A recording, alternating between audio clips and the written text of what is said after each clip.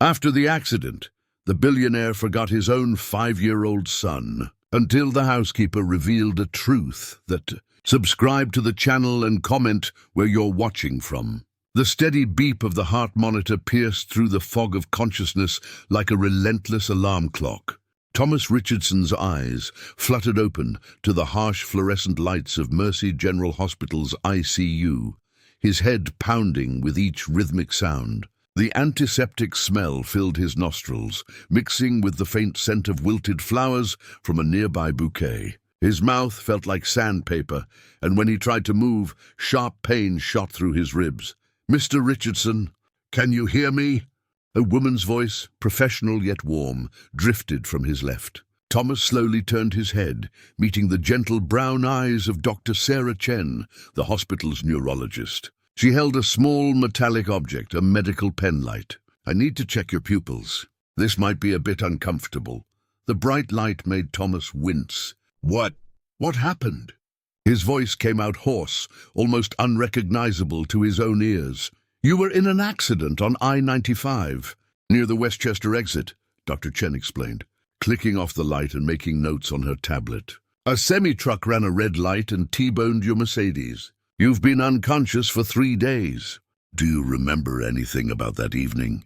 Thomas tried to concentrate, but his memories felt fragmented, like puzzle pieces scattered across a table. He remembered leaving his Manhattan office around 7 p.m., the familiar weight of his Armani suit, the urgent phone call about the Seattle acquisition that had kept him working late again. The drive north toward his estate in Greenwich, Connecticut, was a blur of headlights and rain-slicked asphalt. "I was coming home from work," he said slowly, each word feeling heavy. "There was a conference call with the West Coast team. I remember being frustrated because—" He paused, pressing his palm against his forehead. "Because I was supposed to be somewhere. Something important." Dr. Chen nodded encouragingly. "That's good. Your long-term memory seems intact. Can you tell me your full name, date of birth, and where you live?" "Thomas James Richardson, March 15th, 1985. I live at 847 Maple Ridge Drive in Greenwich." The answers came automatically, like reading from a business card. "I'm the CEO of Richardson Dynamics, a logistics and supply chain company. We have offices in New York, Chicago, and we just opened in Seattle."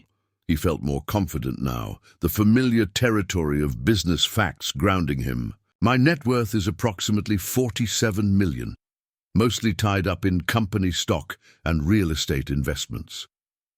"Excellent," Dr. Chen smiled. "Your cognitive functions appear normal. However, there's something we need to discuss about your injury." She pulled up a chair beside his bed, her expression growing more serious. "The impact caused what we call selective traumatic amnesia. It's rare but not unheard of. Some memories may be affected, while others remain perfectly clear." Before Thomas could ask what she meant, the ICU door swung open. A small figure burst through, a little boy with tousled dark hair and tear-streaked cheeks. He wore a wrinkled Superman t-shirt and jeans with grass stains on the knees. The child couldn't have been more than 5 or 6 years old. "Daddy!" the boy cried, rushing toward the bed. "Daddy, you're awake. I was so scared. Marlene said you might not wake up, but I knew you would, because you're the strongest daddy in the whole world." Thomas stared at the child in complete bewilderment. The boy's green eyes, so similar to his own, were bright with tears and desperate hope. But looking at this child was like staring at a stranger on the street. There was no recognition, no paternal warmth, no flood of memories. Nothing. "I'm sorry," Thomas said carefully, his voice barely above a whisper. "I think there's been a mistake." I don't have a son." The words hit the room like a physical blow. The little boy's face crumpled, his excitement transforming into devastation so profound it was painful to witness. "Daddy, it's me. It's Danny! Daniel James Richardson." The boy climbed onto the bed, despite the nurse's gentle protests. "Remember, you taught me to ride my bike last month. And we went to Central Park, and you bought me a hot dog with mustard because I don't like ketchup. Remember the baseball game? You said we'd go to Yankee Stadium when you got back from your trip. Each word from the child felt like arrows piercing through Thomas's chest. He looked helplessly at Dr. Chen, who was watching the scene with professional concern and personal sadness. "This is your son, Daniel," she confirmed gently.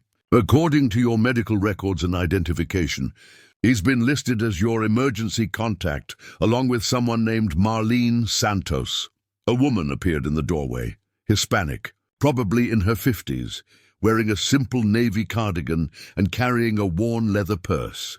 Her face was etched with worry lines that seemed to have deepened over the past few days. Her dark hair was pulled back in a practical bun, and her hands showed the signs of years of hard work. "Danny, come here, mijo," she said softly, extending her arms toward the boy. Her accent carried the musical rhythm of someone who had learned English as a second language, but her words were clear and precise. "Let the doctor talk to your daddy, but Marlene, he doesn't remember me." Danny's voice broke with the kind of anguish that only children can express so purely. "Why doesn't Daddy remember me?" Marlene's eyes met Thomas's across the room, and in that moment, he saw something that made his stomach clench with dread. Knowledge. She knew something important that she wasn't saying.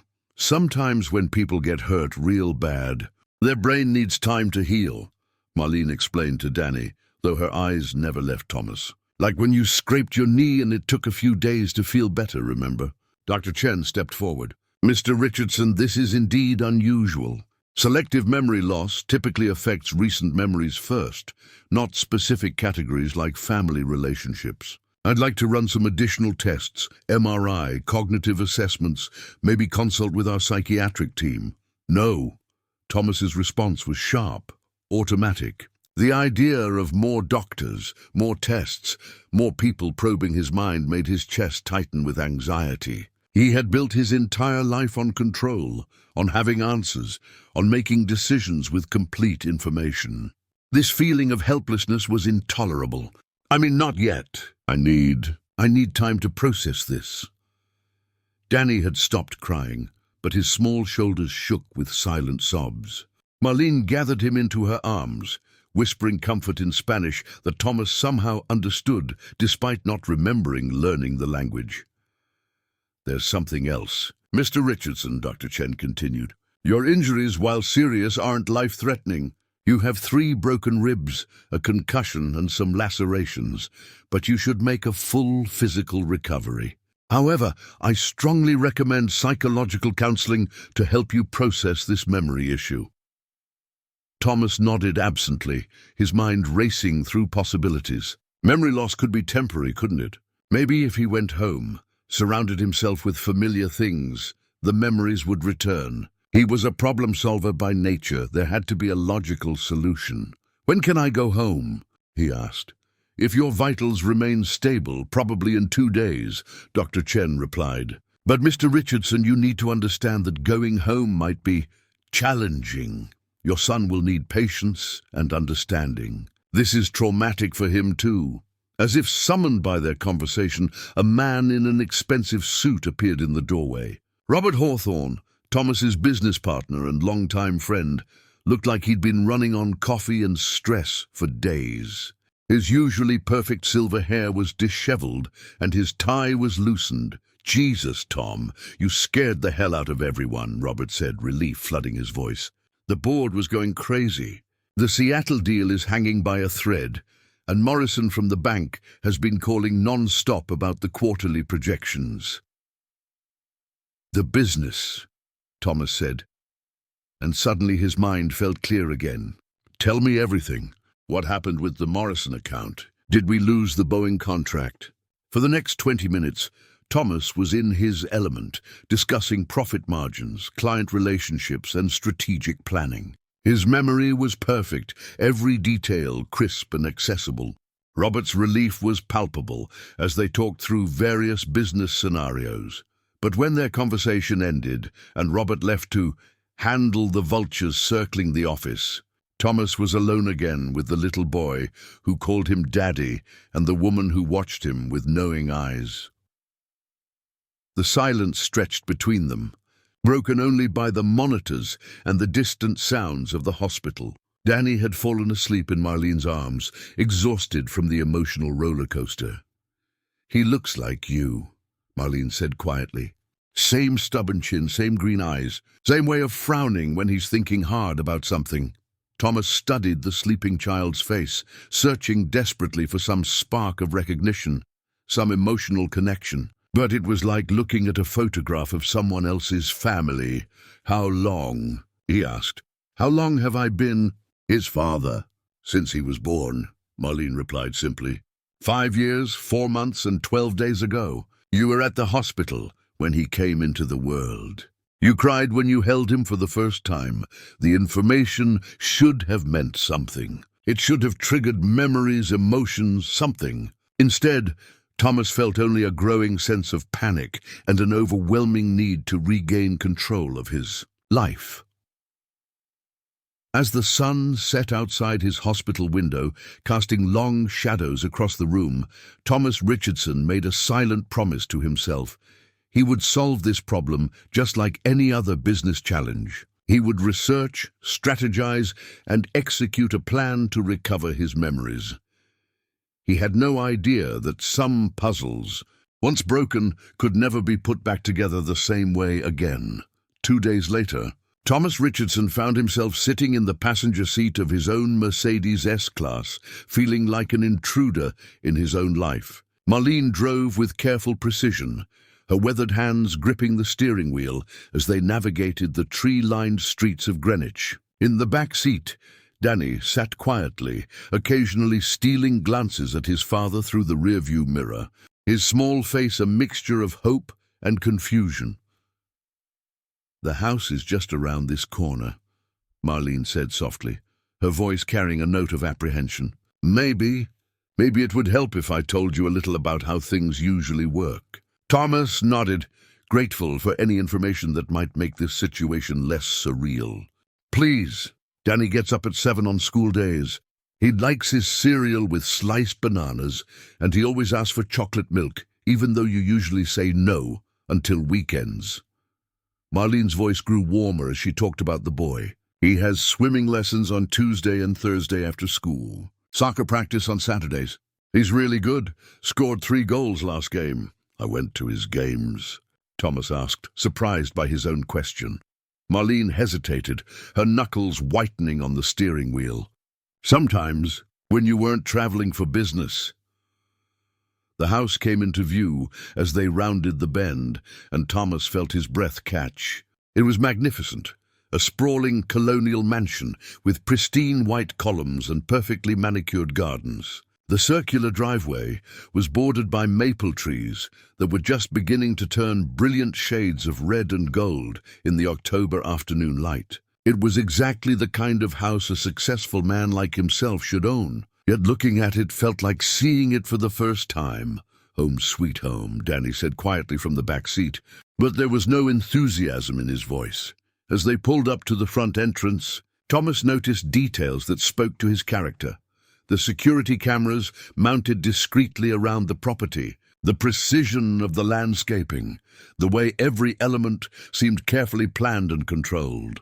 This was clearly the home of a man who left nothing to chance. Marlene helped Thomas out of the car, mindful of his still healing ribs. As they approached the front door, she fumbled with a set of keys. "You usually use the garage entrance," she explained.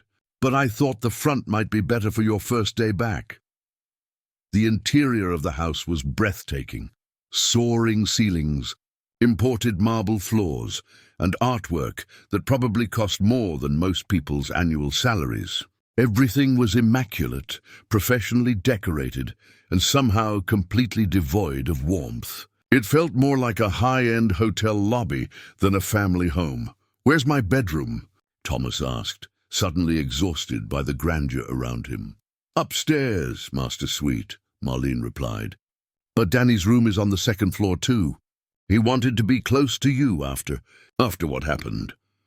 As they climbed the curved staircase, Thomas noticed something odd. The walls were lined with photographs, but they seemed carefully curated. Images of him at business events, shaking hands with dignitaries, accepting awards. There were a few shots of him with Danny, but they looked formal, posed, like professional family portraits rather than candid moments.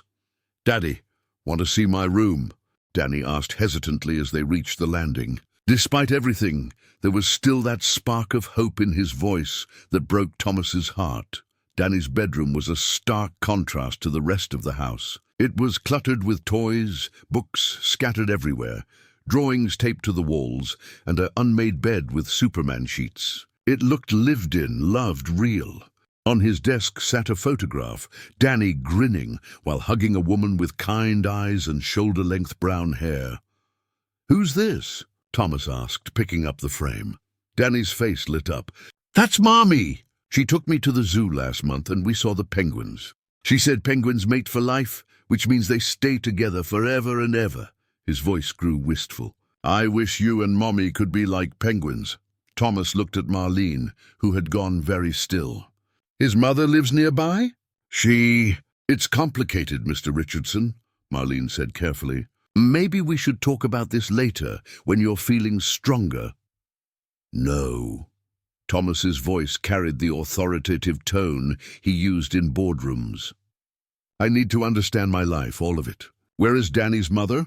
Marlene glanced at Danny, who was now organizing his action figures with intense concentration, a clear sign he was listening to every word. "Danny, mijo, why don't you go downstairs and get a snack? I made your favorite cookies yesterday." Once the boy was gone, Marlene closed the bedroom door and turned to face Thomas. Her expression was carefully neutral, but he could see the conflict in her eyes. "Her name is Elena Rodriguez," Marlene began. "She was a nurse at Mercy General. That's actually how you met her, when you had that appendicitis scare 5 years ago. She's a good woman, Mr. Richardson, a very good woman." "Was." Thomas picked up on the past tense. "What happened?" "Are we divorced?" "You were never married," Marlene said quietly. "And she didn't just disappear, if that's what you're thinking. She was encouraged to leave." The way she said encouraged made Thomas's stomach clench. "By whom?" "Your family. Your parents." Marlene moved to Danny's window, looking out at the perfectly manicured grounds. "They felt she wasn't suitable. She came from a working-class family, first-generation Mexican-American. Your mother said it would be a scandal in their social circles." Thomas sat heavily on Danny's small desk chair, processing this information. He could easily imagine his parents, Richard and Margaret Richardson, old-money Connecticut aristocrats, disapproval of anyone who didn't fit their narrow definition of acceptable society. "And I just let them push her away?" "You were different then," Marlene said, her voice barely above a whisper. "Focused on building the business, on proving yourself to your father. You loved Elena, I could see that. But you loved the idea of success more. Where is she now?" "Boston. She works at Mass General now, pediatric ICU. She's engaged to another doctor there, a good man named Miguel, who treats Danny like his own son when she has visitation weekends." The information hit Thomas like a physical blow. Not only had he apparently abandoned his son's mother, but she had moved on, built a new life. "Visitation weekends?" "Every other weekend, some holidays. It was all worked out through lawyers 3 years ago when she moved to Boston." Marlene's voice grew firmer. "She never asked for money, never made demands. She just wanted to be part of Danny's life." Thomas looked around Danny's room again, seeing it with new eyes. The drawings on the walls, some showed a complete family, stick figures holding hands under a smiling sun. Others showed just a boy and a man, the space where a woman should be conspicuously empty. "He misses her," Thomas said, more to himself than to Marlene. "Every day. But he misses you too, even when you're right here."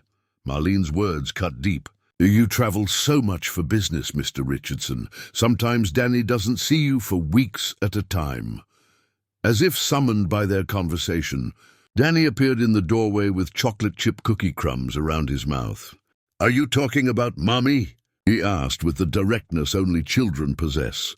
Thomas felt panic rising in his chest. How was he supposed to navigate this minefield of family dynamics he couldn't remember? "Danny, It's okay, Daddy," Danny interrupted, his voice wise beyond his years. "Marlene told me your brain got hurt and you need time to remember things. But I can help. I can show you all our favorite stuff." For the next hour, Danny gave Thomas a tour of their shared life. He showed him the home theater where they apparently watched superhero movies, the game room with a pool table Thomas couldn't remember buying, and the kitchen where Danny proudly demonstrated how he could make his own peanut butter and jelly sandwich. But it was in Thomas's home office that things became truly uncomfortable. The room was a shrine to success, awards, business magazines featuring Thomas on the cover, photographs with senators and CEOs. Danny stood in the doorway, looking small and lost. "I'm not supposed to come in here unless it's really, really important," Danny said quietly. "You do your work here. Important grown-up stuff." Thomas noticed that unlike every other room in the house, there were no photographs of Danny in the office. No drawings on the walls, no signs that a child lived in this house at all. It was as if his professional life and personal life existed in completely separate universes. His laptop sat on the massive mahogany desk, and when Thomas opened it, he found hundreds of unread emails, missed calls, and urgent messages about business deals. His fingers flew across the keyboard with muscle memory, responding to clients, reassuring partners, making decisions about millions of dollars in contracts. "Daddy?" Danny's voice seemed to come from very far away. "Are you mad at me?"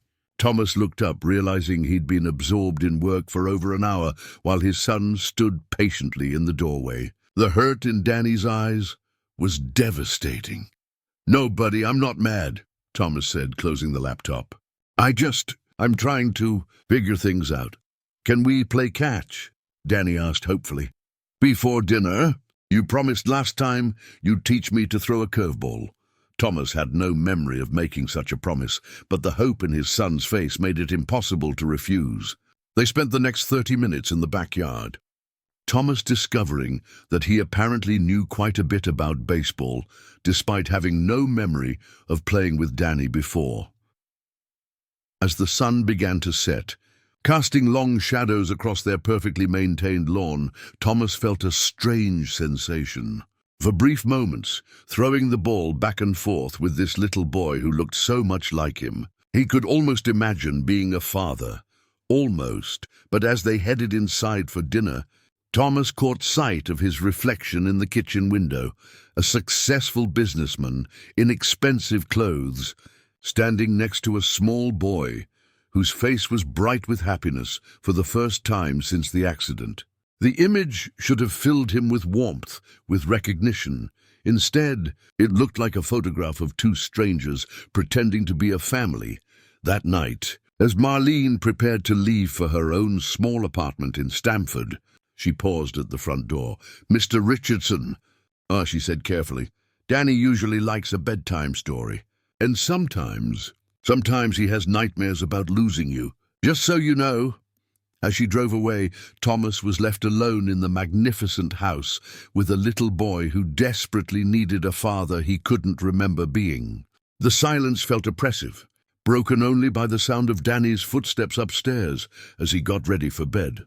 Thomas climbed the stairs slowly, his ribs still aching, and found Danny in his pajamas, teeth brushed, sitting on his bed with a worn copy of Where the Wild Things Are. "Will you read to me, Daddy?" Danny asked, his voice small and vulnerable in the dim light of his bedroom. Thomas sat on the edge of the bed and opened the familiar book, the words coming back to him as if he'd read them 1,000 times before. As he read about Max's journey to the land of the wild things, Danny's breathing grew steady and peaceful. "Daddy," Danny whispered as Thomas reached the end of the story. "Yeah, buddy." "Even if you can't remember me right now, I still love you. Marlene says love doesn't live in the same part of the brain as memories." Thomas felt his throat tighten with emotion he couldn't fully understand.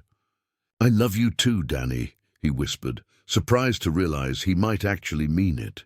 As Danny drifted off to sleep, Thomas sat in the darkness of the unfamiliar house, surrounded by the life he'd apparently built but couldn't remember. Tomorrow he would begin the process of trying to reconstruct his identity, his relationships, his role as a father. But tonight, in the quiet of his son's bedroom, listening to the peaceful breathing of a child who trusted him completely, Thomas Richardson began to wonder if maybe some things were more important than memory. Maybe some things were worth learning all over again. The piercing ring of Thomas's iPhone shattered the morning silence at 6:17. He bolted upright in the king-sized bed, his ribs protesting the sudden movement, and grabbed the device from the nightstand. The caller ID showed Morrison First National in bold letters. "Richardson," he answered automatically, his voice still thick with sleep. "Tom." "Thank God," came the gravelly voice of James Morrison, senior loan officer at First National Bank. "I've been trying to reach you for days. The quarterly review is this Friday, and the board is getting nervous about the Seattle expansion. Without your signature on the Henderson contract, we're looking at a potential default on the construction loan." Thomas's mind immediately sharpened, the familiar rush of business adrenaline clearing away the fog of confusion that had plagued him since leaving the hospital. The Henderson contract? The logistics hub in Tacoma? Exactly. 17 million in infrastructure, and Henderson's people are threatening to walk if we don't have signed documents by end of business Thursday. They've got 3 other companies breathing down their necks. For the next 20 minutes, Thomas found himself in his element, discussing interest rates, construction timelines, and profit projections. His memory was crystal clear when it came to every aspect of Richardson dynamics: employee names, client histories, financial statements going back 5 years. It was as if his brain had preserved his professional life in perfect detail while erasing everything personal.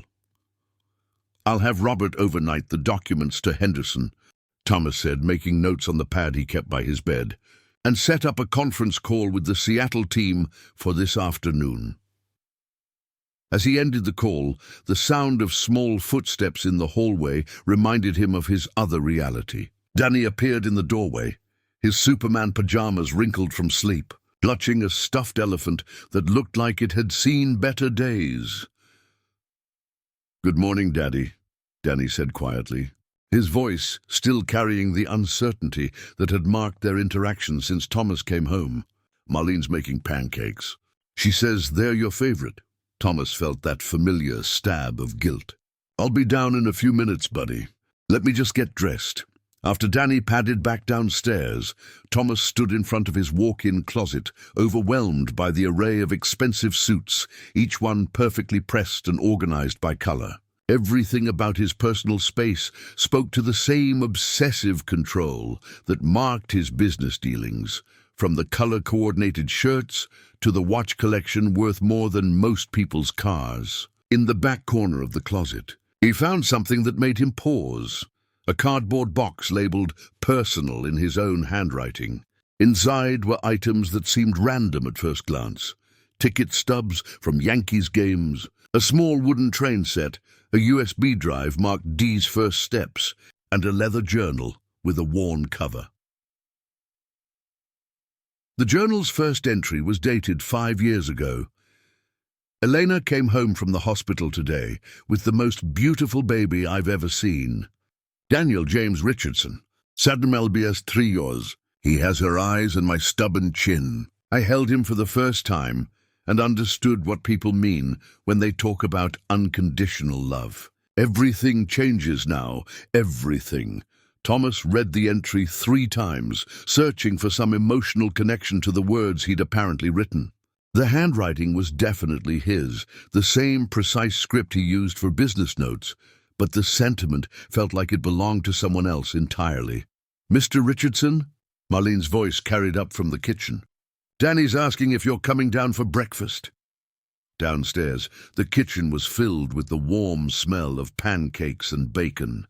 Danny sat at the breakfast bar, systematically cutting his pancakes into perfect squares, a habit that reminded Thomas uncomfortably of his own need for order and control. "I made them with chocolate chips," Marlene said, placing a plate in front of Thomas.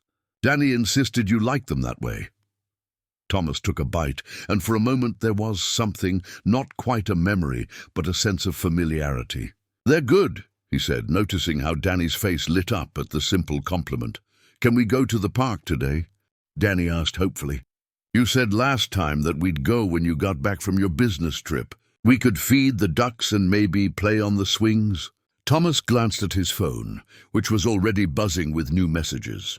3 missed calls from Robert, 2 urgent emails about the Henderson deal, and a reminder about a conference call with the Chicago office. "I have some important work calls today, Danny," Thomas said, watching his son's face fall. "Maybe tomorrow?" "You always say maybe tomorrow," Danny said quietly, returning his attention to his geometrically arranged pancakes. The words stung because Thomas could hear the truth in them, even if he couldn't remember the previous disappointments. Marlene caught his eye and gave him a look that was both understanding and disapproving. After breakfast, Thomas retreated to his home office, determined to make sense of his fractured life through systematic investigation. If he could analyze his company's performance down to the last decimal point, surely he could reconstruct his own history. He started with financial records, thinking that money trails might reveal patterns of behavior. What he found troubled him. Credit card statements showed hundreds of charges for business dinners, expensive hotels, and first-class flights, but very little that suggested a father's expenses. No toy stores, no children's clothing, no family restaurants. The only child-related expenses seemed to be payments to various caregivers and a hefty monthly salary to Marlene. His calendar painted an even starker picture. For the past year, he'd been out of town an average of 15 days per month. Board meetings in Chicago, client presentations in Los Angeles, site visits in Seattle. When he was home, his schedule was packed with early morning conference calls and late-night strategy sessions. Thomas pulled up his phone's photo gallery, hoping visual memories might trigger something emotional. What he found was telling. Hundreds of business photos, ribbon cuttings, handshake deals, corporate events, but only a handful of Danny. Most of those looked formal, staged, like someone had reminded him to document his role as a father rather than capturing spontaneous moments. Around noon, his search was interrupted by Robert Hawthorne arriving with a briefcase full of documents that needed immediate attention. "You look like hell," Robert said bluntly, settling into one of the leather chairs across from Thomas's desk. "The board is worried about your decision-making capacity after the accident. Morrison's been asking questions about your mental state." "My mental state is fine when it comes to business," Thomas replied sharply. "Every financial detail, every client relationship, every operational procedure, it's all there. Perfect recall. But not the personal stuff?" Robert asked carefully. They'd been friends since Harvard Business School, and he was one of the few people who could speak to Thomas with complete honesty. "It's temporary," Thomas said, his voice carrying more confidence than he felt. "Brain trauma, selective memory loss. The doctors say it could resolve itself." Robert leaned forward, his expression serious. "Tom, I've got to ask, are you sure you want it to come back? I mean, you've never exactly been Father of the Year. Maybe this is a chance to start fresh with the kid?" The bluntness of the statement hit Thomas like a physical blow. "What do you mean?" "Come on, man. We've been friends for 15 years. How many of Danny's school events have you actually attended? How many times have you changed a business trip because he was sick? You love that kid, I know you do, but you've always put the company first." Thomas felt his jaw clench. "A scene. I built Richardson Dynamics from nothing. I employed 347 people, generated millions in revenue." "And you have a 5-year-old son who barely knows you," Robert interrupted. "Elena used to call me sometimes when she was still in the picture. She was worried about Danny, said he'd stopped asking when you were coming home." The mention of Elena sparked something in Thomas's chest. Not quite memory, but a sense of loss he couldn't fully explain. "Tell me about her." "About what really happened," Robert sighed, running his hand through his silver hair. "Elena was good for you, Tom. She made you laugh, made you slow down. But when your parents started pressuring you about the inappropriate relationship, you caved. Chose family reputation over love, and she just left. She fought for you, for Danny, for almost a year. But you were traveling more, working longer hours, finding excuses to avoid difficult conversations. When she finally moved to Boston, you seemed almost relieved. Thomas absorbed this information like a prosecutor building a case against himself. Each revelation painted a picture of a man who had systematically chosen success over relationships, control over connection. Their conversation was interrupted by a soft knock on the office door. Danny peered in, still in his pajamas despite it being nearly 1 p.m. "Daddy, Marlene says I should ask if you want lunch," Danny said quietly. "She made grilled cheese." Thomas noticed that his son stood very still in the doorway, as if he'd learned that moving too much or speaking too loudly might disturb the important adult conversations. "I'll be there in a few minutes." "Buddy," Thomas said, then watched as disappointment flickered across Danny's face. "I'll eat in the kitchen with Marlene," Danny said, already backing out of the doorway. "You have important work." After Danny left, Robert shook his head. "You see that? The kids learned not to expect anything from you. That's not normal, Tom." Alone again, Thomas found himself staring at a framed photograph on his desk, one of the few personal items in the office. It showed him receiving a CEO of the Year award from the Connecticut Business Council. He was smiling broadly, holding the crystal trophy, surrounded by other successful executives. But looking at it now, the smile seemed hollow, performative. He picked up the leather journal again, flipping through entries that documented his transformation from an apparently loving new father to the absent workaholic his son barely knew. Danny took his first steps today. Elena was so excited, but I was on a call with the Denver office. "I saw it on the video she sent. I need to be more present. Missed Danny's first birthday party because of the Phoenix crisis." Elena says she understands, but I can see the hurt in her eyes. "I'll make it up to them." Danny asked why I don't live here anymore. Elena explained that I travel for work, but how do you tell a 2-year-old that Daddy chose money over memories? The entries became shorter and less frequent as the years progressed, eventually stopping altogether around the time Eleanor moved to Boston. That evening, as Thomas sat in his home theater, a room designed for relaxation but feeling more like a showcase, he heard Danny's voice carrying down the hall. He was talking to Marlene as she helped him get ready for bed. "Do you think Daddy will remember me soon?" Danny asked. "I don't know, mijo," Marlene replied gently. "But remembering isn't the only way to love someone. Sometimes we have to learn to love people all over again. Like when we moved here and I didn't know anyone at school? Not exactly like that. And look how many friends you have now."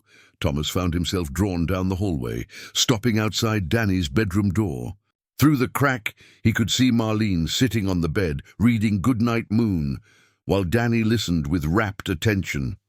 "Marlene," Danny said as she finished the story. "Yes, baby?"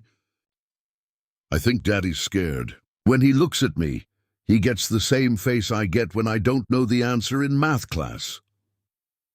The observation was so perceptive, so understanding, that Thomas felt his chest tighten with emotion. This little boy, who had every right to be angry about his father's absence, was instead trying to understand and help. As Marlene turned off the light and headed for the stairs, she found Thomas standing in the hallway. "He's wise for his age," she said quietly. "Too wise," Thomas replied. "Kids shouldn't have to be that understanding about their parents' failures." Marlene studied his face in the dim hallway light. "The question is, Mr. Richardson, what are you going to do about it? You can spend the rest of your life trying to remember who you were, or you can decide who you want to be." That night, Thomas lay in his enormous bed, staring at the ceiling of his perfectly appointed bedroom. For the first time since the accident, he wasn't thinking about lost memories or brain trauma or selective amnesia. Instead, He was thinking about a little boy who cut his pancakes into perfect squares and asked for bedtime stories, and waited patiently for a father who might never remember loving him. Tomorrow, Thomas decided he would start a different kind of investigation, not into who he had been, but into who he could become. The journal entry he wrote that night was brief but significant. Day 1. I don't remember being Danny's father, but maybe that's not the point. Maybe the point is learning how to be his father now. The discovery came by accident on a grey Thursday morning, 3 weeks after Thomas's return home. Danny had been sick with a fever the night before, and in his restless sleep he'd kicked his stuffed elephant under the bed. Thomas found himself on his hands and knees in Danny's room, fishing around in the dust bunnies for the beloved toy, when his fingers brushed against something unexpected, a cardboard box shoved far back against the wall. "What's this, buddy?" Thomas asked, pulling out the box as Danny sat up in bed, his fever finally broken. Danny's face went pale. "I'm not supposed to have that," he whispered, his voice barely audible. "Grandma Margaret said I had to put all of Mommy's things away because they made you sad." Thomas felt a chill that had nothing to do with the October morning. Inside the box were treasures that told a story he couldn't remember. Photographs of Elena holding a newborn Danny, a silver bracelet with a small heart charm, birthday cards signed "Love, Mommy," and a small wooden jewelry box that played for Elise when opened. One photograph in particular stopped Thomas cold. It showed him Elena and baby Danny in what appeared to be this very bedroom, but it looked completely different. The walls were painted a warm yellow instead of the current blue, and there were feminine touches everywhere. Floral curtains, a rocking chair by the window, family photos covering the dresser. "This room looked different before?" Thomas asked carefully. Danny nodded, clutching his elephant tighter. "When Mommy lived here, after she moved away, Grandma Margaret said we needed to make it more appropriate for a young man. She took away all the girl stuff." Thomas studied the photograph more closely. In it, he was looking at Eleanor with an expression of pure adoration while she cradled Danny. The man in that picture looked relaxed, happy, complete, nothing like the stressed, controlling businessman he saw in the mirror each morning. "Danny, where are the rest of Mommy's things?" "They're in the basement," Danny said quietly. "In the room with the lock. Marlene has the key, but she said I shouldn't ask about it because it makes you too sad to remember." After Danny fell back asleep, Thomas made his way to the basement, his mind racing. He'd been in the basement before. It housed his wine collection, a fully equipped gym, and climate-controlled storage for important documents. But he'd never noticed a locked room. He found it tucked behind the wine cellar, a solid oak door with a deadbolt lock that looked recently installed. When Marlene arrived that afternoon, Thomas was waiting for her in the kitchen. The morning's discoveries spread across the granite countertop. "We need to talk," he said simply. Marlene's face went through a series of emotions: surprise, fear, resignation. She slowly untied her apron and sat across from him at the kitchen island. "You found Danny's box," she said. It wasn't a question. Among other things, "Marlene, I need you to be completely honest with me. What happened in this house? Why is there a locked room in my basement filled with Elena's belongings?" Marlene was quiet for a long moment, her hands folded in her lap. When she spoke, her voice was steady but sad. "Your parents came here 3 days after Elna moved to Boston. Your mother, she said the house needed to be cleansed of inappropriate influences. They brought a crew, professional organizers, decorators, people who could make it look like Elena had never existed. And I allowed this? You weren't here. You were in Seattle, finalizing the office lease. When you came back, everything was different. Danny cried for 3 days, asking where all of Mommy's pictures went. You seemed relieved not to have the reminders." Thomas felt sick. "The locked room. I couldn't let them throw everything away. Elena's clothes, her books, all the family photos, Danny's baby things. I saved what I could and put it in the storage room. I told your mother I'd handle the disposal, but I couldn't do it." "Show me." The key was hidden in a coffee can in Marlene's supply closet. As she unlocked the basement door, her hands were shaking slightly. "Mr. Richardson, maybe you should prepare yourself. This might be overwhelming." Nothing could have prepared him for what he found inside. The room was like a shrine to the family he couldn't remember having. Clothes still hung neatly in garment bags, dresses that suggested Elena had favored bright colors and flowing fabrics. Practical shoes for someone who spent long hours on her feet. A few elegant pieces for special occasions. Boxes of photographs chronicled a relationship that looked genuine and loving. Thomas and Elena at what appeared to be a hospital charity gala, the two of them painting Danny's nursery, family picnics in their backyard. But it was a video camera sitting on a shelf that truly undid him. Marlene noticed his focus and said quietly, "Elena filmed everything. She said she wanted to document Danny's childhood so he'd always know how much he was loved." Thomas picked up the camera with trembling hands. The first video that played showed Elena in a hospital bed, exhausted but radiant, holding a newborn Danny while Thomas sat beside her.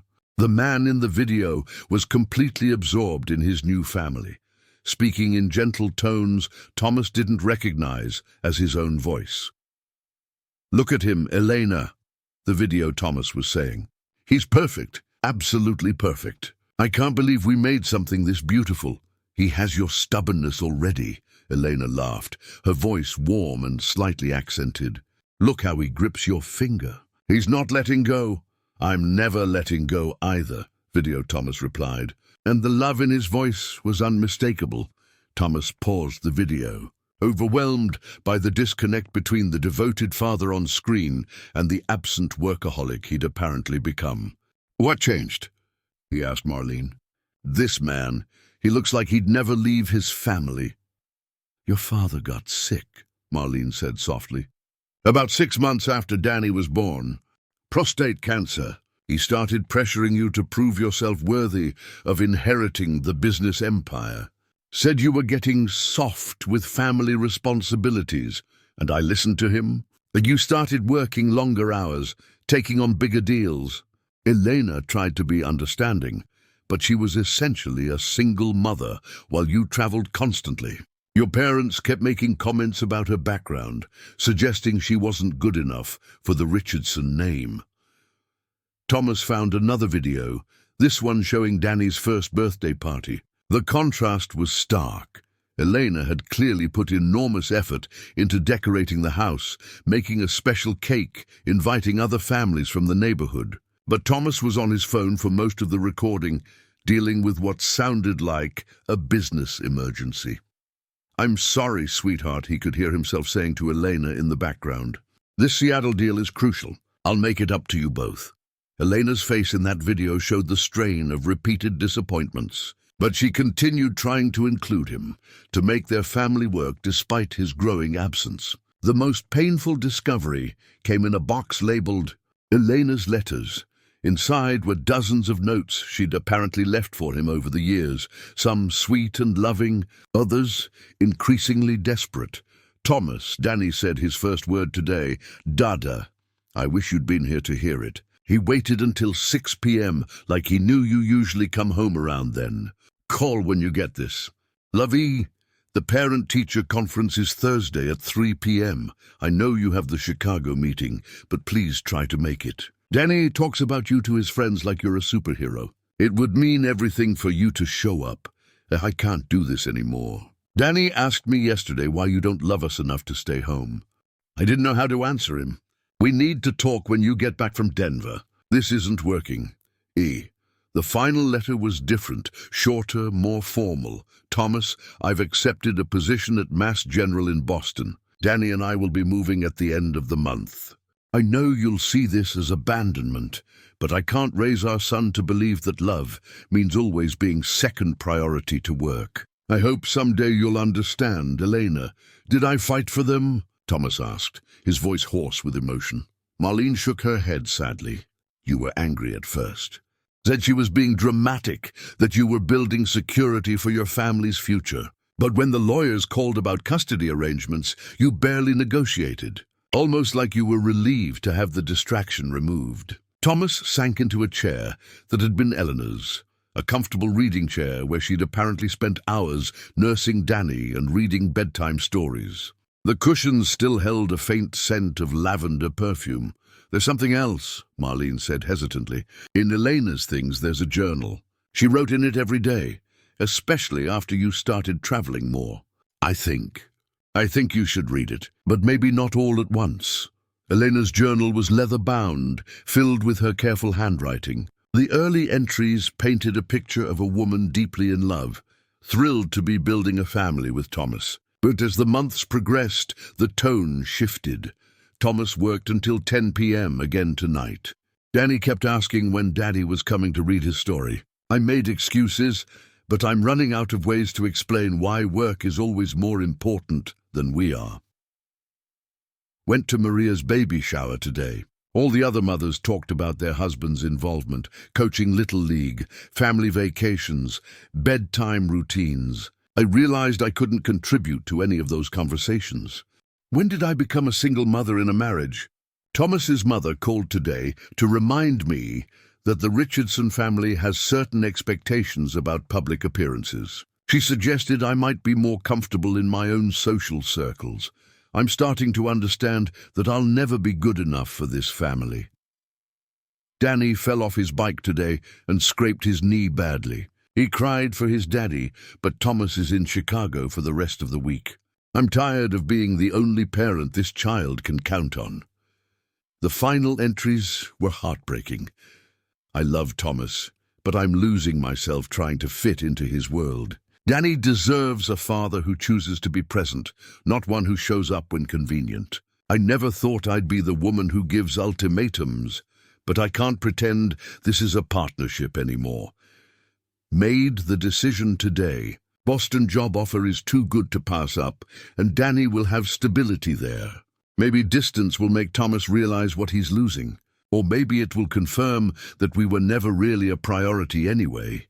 As Thomas read Eleanor's words, he felt something shift inside his chest. Not memory exactly, but a profound sense of loss and regret. This woman had loved him, had tried to build a life with him, and he'd systematically chosen business success over their relationship. That evening, Danny found Thomas still in the basement, surrounded by the remnants of their family life. The little boy stood in the doorway, taking in the scene with wide eyes. "You found Mommy's room," Danny said quietly. "I'm sorry. Danny, I'm so sorry I let all this get locked away." Danny walked over and climbed into Thomas's lap, settling against his chest with the easy trust that children possess. "Marlene says you used to read me stories in Mommy's chair. Before you forgot how to be my daddy." The simple statement broke something open in Thomas's chest. He held his son closer, breathing in the scent of Johnson's baby shampoo and childhood innocence. "Would you like me to read you a story now?" Thomas asked. Danny nodded eagerly, then scrambled over to a box and pulled out a worn copy of The Giving Tree. "This was our favorite," he said. "Mommy always cried at the end, but she said they were happy tears." As Thomas read the familiar story in Eleanor's chair, surrounded by the evidence of a love he'd carelessly discarded, he began to understand the true scope of his loss. He'd given up something precious and irreplaceable, not because he didn't care, but because he'd been too focused on external success to nurture what mattered most. "Daddy?" Danny asked as Thomas finished the story. "Yeah, buddy? Do you think Mommy would come back if you asked her really nicely?" Thomas felt his throat tighten with emotion. "I don't know, Danny, but I think we should call her soon. Would you like that?" Danny's face lit up with hope for the first time since the accident. "Really? We could talk to Mommy?" "Really," Thomas promised, though he had no idea how to begin repairing the damage he'd apparently done to the most important relationships in his life. That night, Thomas didn't return to his sterile master bedroom. Instead, he fell asleep in Elena's chair, holding his son, surrounded by the physical evidence of the man he'd once been and the father he desperately wanted to become again. The phone call with Elena came on a Sunday morning 2 weeks later. after Thomas had spent days rehearsing what he might say. Danny sat beside him on the couch, practically vibrating with excitement, while Marlene hovered nearby with the protective instincts of a mother hen. "Remember, Mijo," Marlene had coached Danny earlier, "Mommy doesn't know about Daddy's accident yet. We need to tell her gently." Thomas's hands were shaking as he dialed the number Marlene had provided. When Elena's voice came through the speaker, warm, slightly cautious, he felt a jolt of something that might have been recognition or might have been regret. "Hello?" Elena's voice carried the faint musical accent he remembered from the videos. "Elena, it's Thomas." The silence that followed stretched for what felt like eternity. "I'm calling because Danny's here with me and he'd like to talk to you. Is everything okay?" Elena's voice immediately sharpened with maternal concern. "It's not your weekend, and you never call unless—" "Mommy!" Danny burst out, unable to contain himself any longer. "Mommy, I missed you so much. Daddy's been hurt and his brain got broken, but he's getting better, and we found all your things in the basement." "Danny, slow down, baby." Elena's voice was gentle but confused. "What do you mean Daddy's brain got broken?" Thomas took a deep breath. "Elena, I was in a car accident 3 weeks ago. I have selective memory loss. I remember everything about my business, my childhood, even what I had for breakfast this morning. But I don't remember anything about our relationship or about being Danny's father." The silence this time was deafening. Thomas could hear Elena's breathing change, becoming more rapid. "You don't remember me at all?" she asked quietly. "No, I'm sorry, I know that must be—" Thomas struggled for words. "I found videos, photos, your journal. I've been trying to piece together what happened between us." "What happened?" Elena said, and there was a bitter edge to her voice now, "is that you chose your company over your family, repeatedly, until I finally stopped waiting for you to choose us." Danny looked between the phone and his father, sensing the tension, even though he didn't fully understand it. "Mommy, are you mad at Daddy?" "No, baby, I'm not mad," Elena said, her voice immediately softening for Danny.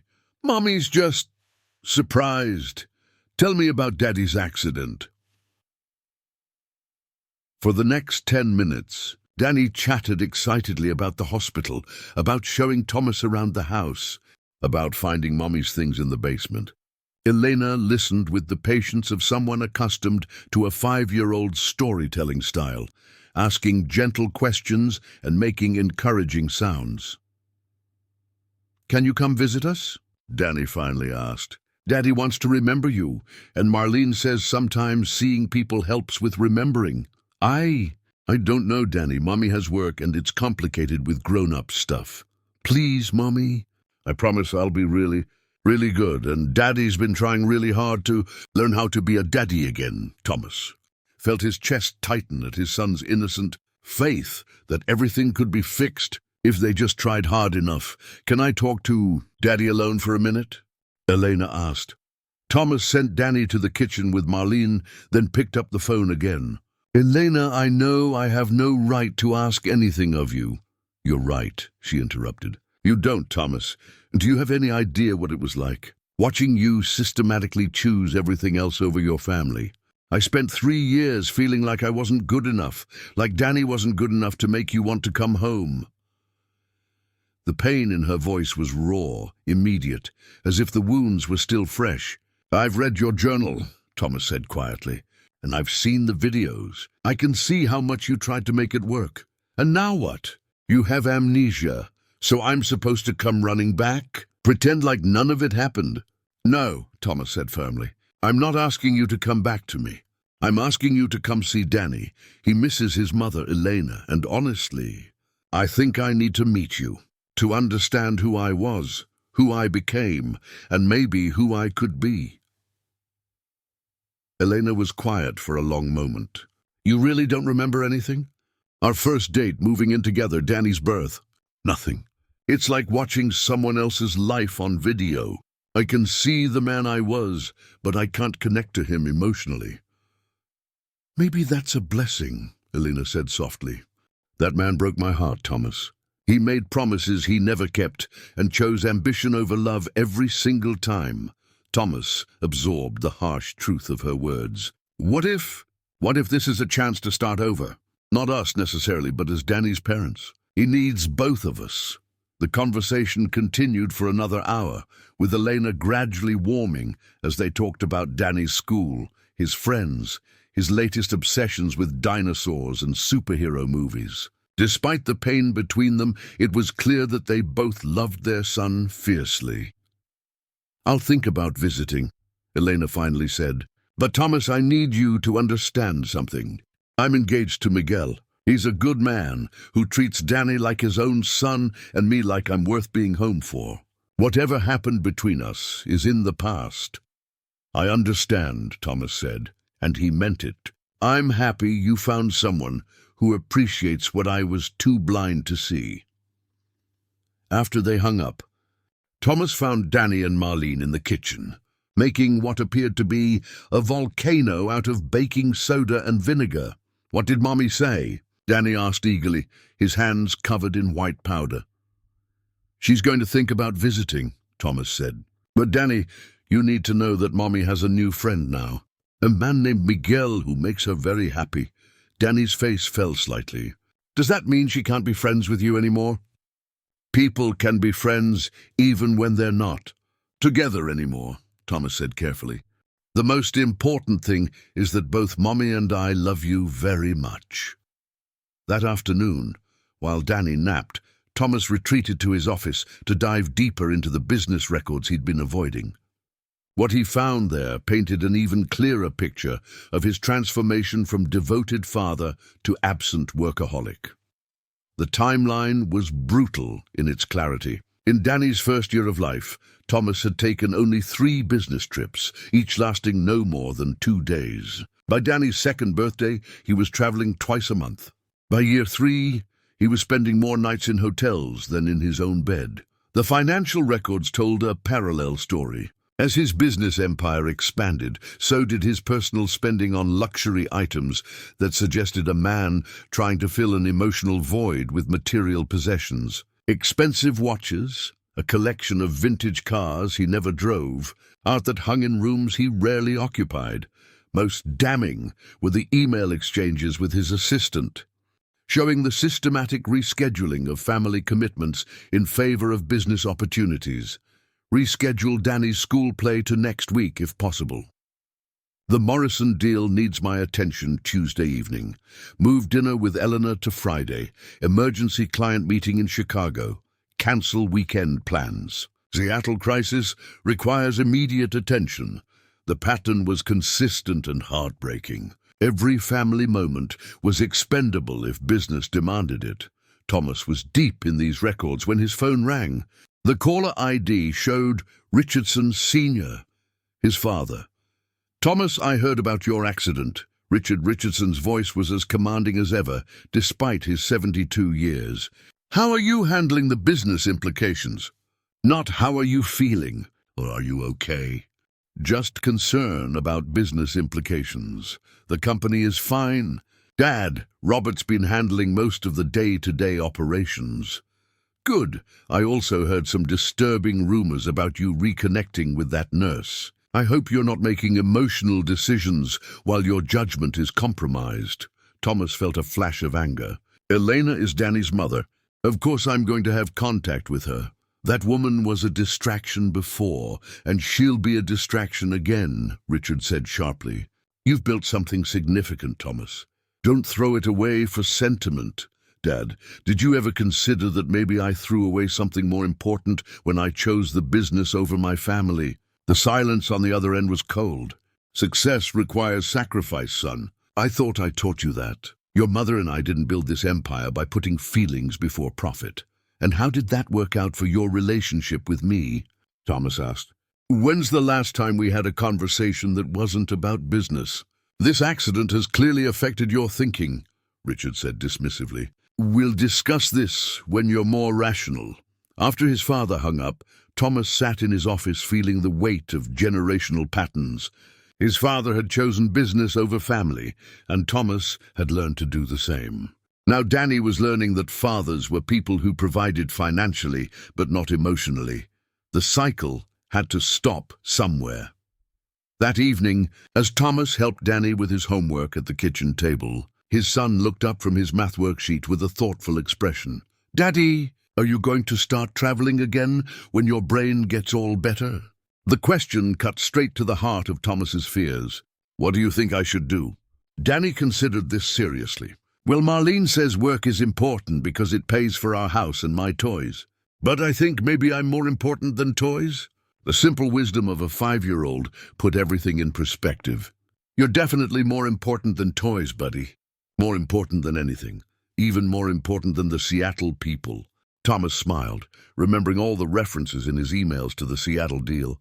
Much more important than the Seattle people. That night, Thomas made a decision that would have been unthinkable for the man he'd been before the accident. He called Robert and instructed him to promote Sarah Chen, their head of operations, to regional director of the West Coast Division. "You're giving up direct control of Seattle?" Robert asked, incredulous. "I'm delegating," Thomas corrected. "There's a difference, and I'm establishing some new policies. No business travel that requires overnight stays more than twice a month. No work calls after 6 p.m. unless it's a genuine emergency. And I want to restructure the management team so the company can function without my constant oversight." "Tom, are you sure this accident didn't scramble more than just your personal memories?" Maybe it did," Thomas admitted. "Maybe it scrambled my priorities back into the right order."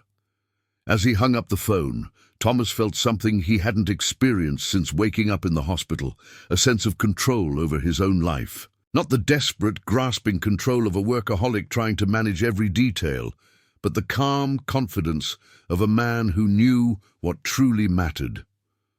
Tomorrow, Eleanor would call back with her decision about visiting. Tomorrow, he would continue learning how to be the father Danny deserved. Tomorrow, he would keep building a life based on presence rather than productivity. But tonight, for the first time since the accident, Thomas Richardson felt like he might actually be worthy of the trust he saw in his son's eyes. Elena's decision came on a Wednesday morning, delivered in a text message that made Thomas's hands tremble as he read it. "I'll fly down this weekend. Danny deserves to see both his parents trying to do better. I'll stay at the Marriott downtown." Within minutes, the house transformed into a whirlwind of activity. Danny bounced off the walls with excitement, chattering non-stop about showing Mommy his new dinosaur collection and the tree fort Thomas had helped him build in the backyard. Marlene moved through the house with quiet efficiency, preparing the guest room, just in case, and cooking Elena's favorite foods from memory. But beneath the surface preparation, Thomas felt a growing anxiety that had nothing to do with memory loss and everything to do with accountability. In the 3 weeks since discovering Elena's belongings, he'd built an idealized image of the woman he'd lost. Now he would face the reality of someone he'd hurt deeply, someone who had every right to despise him. Friday evening brought an unexpected complication.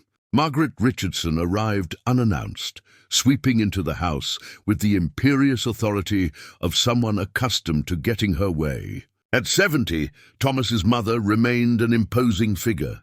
Silver hair perfectly coiffed, designer clothes that probably cost more than most people's monthly salary, and a gaze that could freeze water. "Thomas, darling," she said, air-kissing his cheek, "I heard through the country club grapevine that you're having some sort of reunion with that nurse. I thought I should come provide moral support."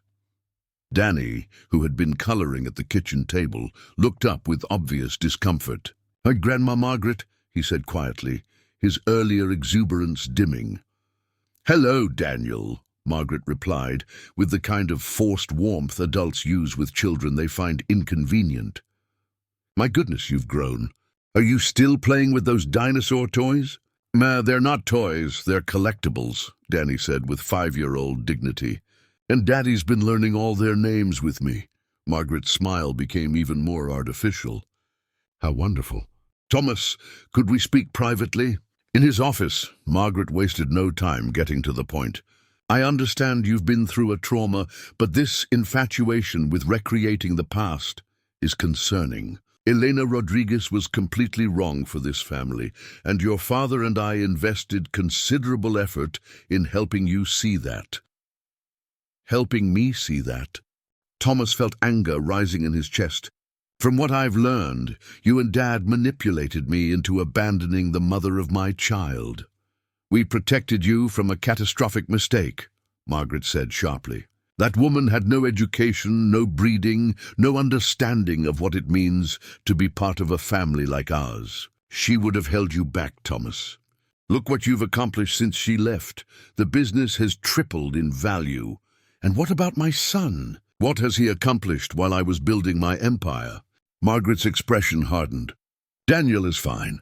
He has every advantage money can provide: private school, tutors, enrichment activities. He lacks for nothing, except a father who's actually present, Thomas shot back. Did you know he cuts his food into perfect squares because he's learned that being orderly might make adults pay attention to him? Did you know he's been having nightmares about me dying because the only version of love he's known is inconsistent and conditional?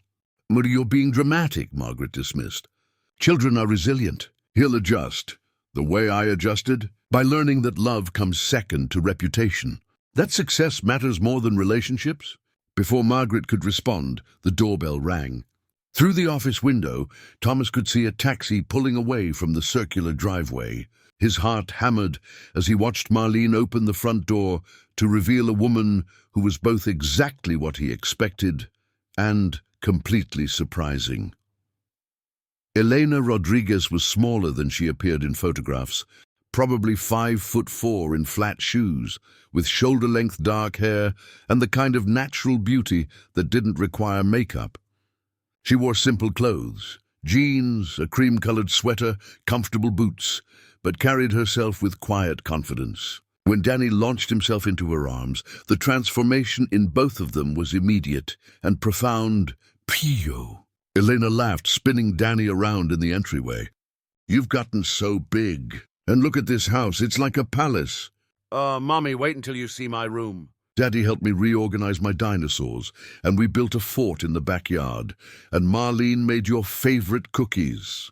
Thomas found himself frozen in the office doorway, watching this reunion with a mixture of longing and trepidation. Margaret appeared beside him, her disapproval practically radiating from her rigid posture. She looks exactly like what she is, Margaret murmured. Common. She looks like home, Thomas replied quietly, surprising himself with the honesty of the statement. Elena looked up then, her dark eyes meeting his across the expansive foyer. For a moment, neither of them moved. Then she set Danny down and walked toward him with the measured steps of someone approaching a potentially dangerous animal. Hello, Thomas, she said, her voice carefully neutral. Elena. He searched her face for some flicker of recognition, some emotional memory that might bridge the gap between them. Thank you for coming. I know this can't be easy. Mommy, this is my grandma Margaret, Danny interjected, apparently oblivious to the tension crackling through the air. She came to visit too. Elena's expression shifted subtly as she took in Margaret's presence. Thomas watched years of hurt and humiliation flicker across her features before she composed herself with professional grace. Mrs. Richardson, Elena said politely, extending her hand. It's been a long time. Margaret accepted the handshake with the enthusiasm of someone touching something distasteful. Miss Rodriguez, I understand you're engaged now. Congratulations. The emphasis on Miss was subtle but unmistakable, a reminder that Elena had never been good enough to earn the Richardson name. Thank you, Elena replied evenly. Miguel is a wonderful man. Danny adores him. Danny nodded enthusiastically. Miguel teaches me Spanish curse words, but I'm not supposed to use them until I'm 16. Despite the tension, Thomas found himself smiling at his son's innocent announcement.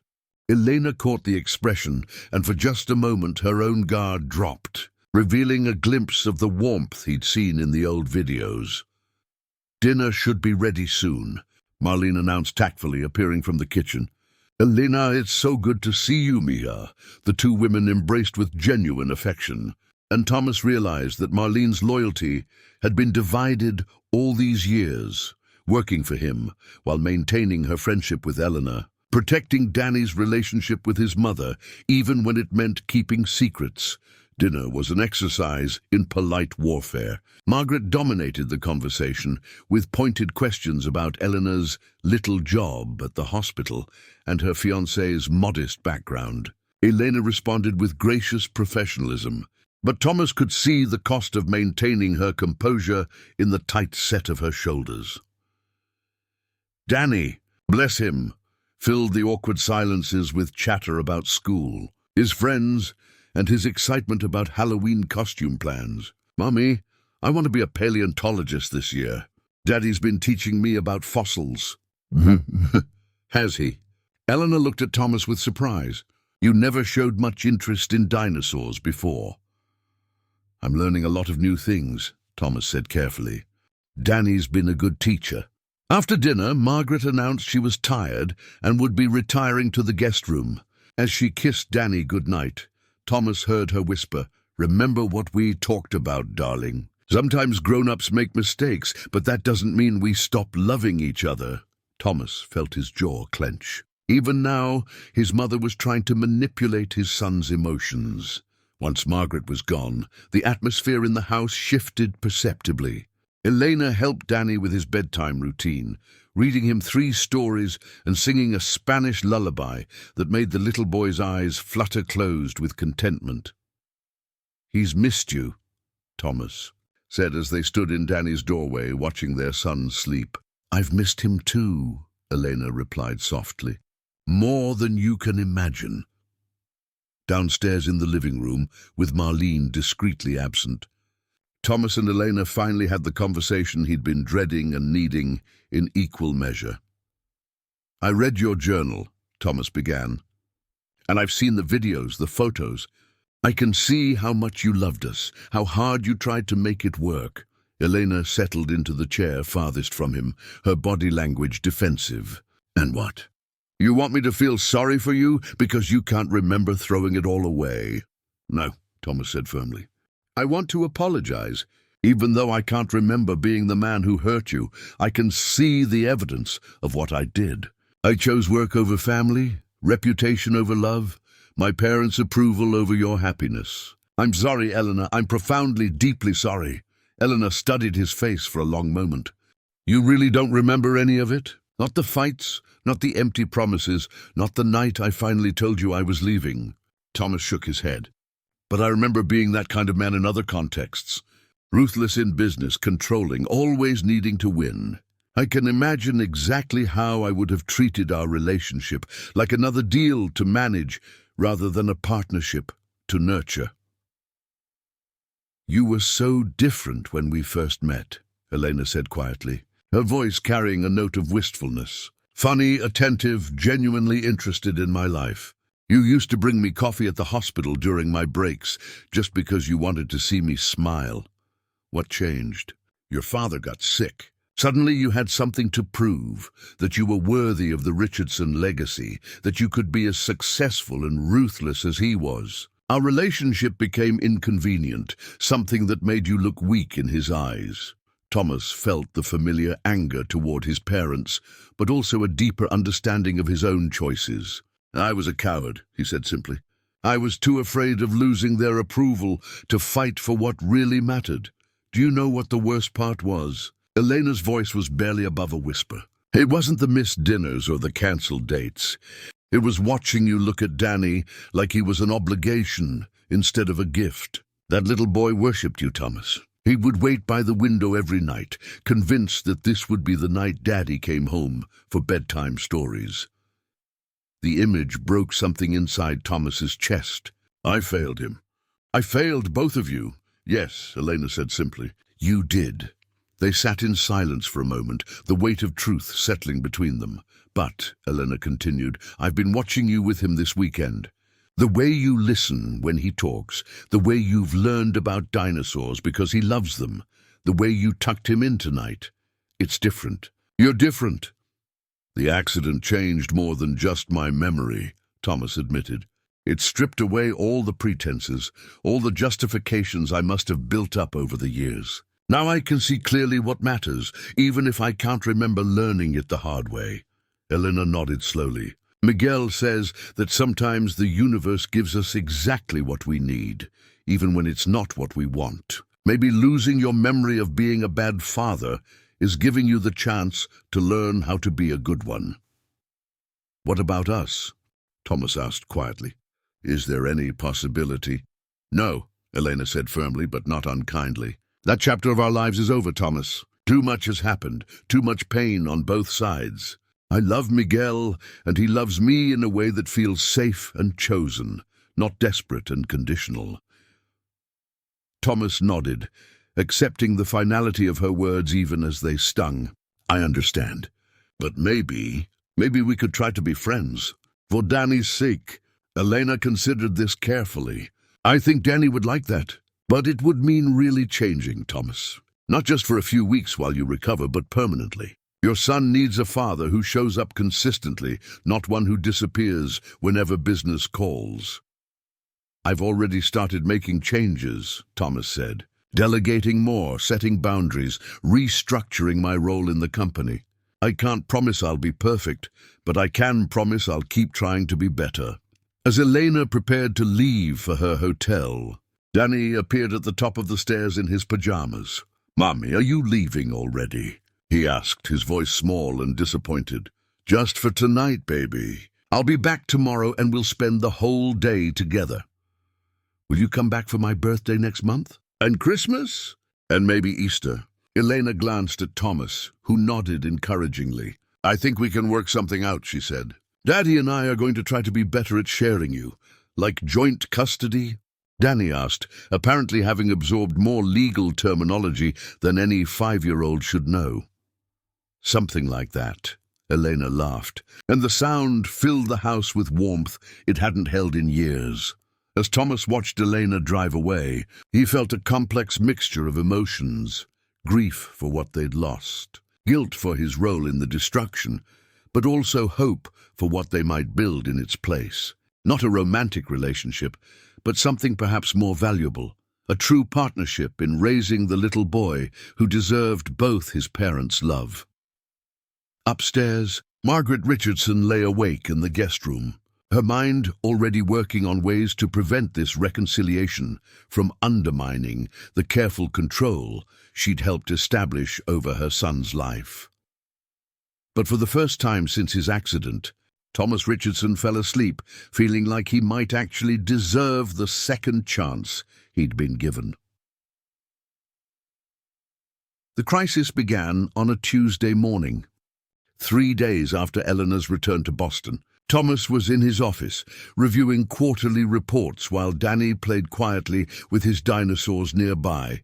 A new routine they'd established so Thomas could work while still being present. The peaceful domestic scene shattered when Robert Hawthorne burst through the door without knocking, his face flushed with anger and panic. "Tom, we have a serious problem," Robert announced, then stopped short when he noticed Danny.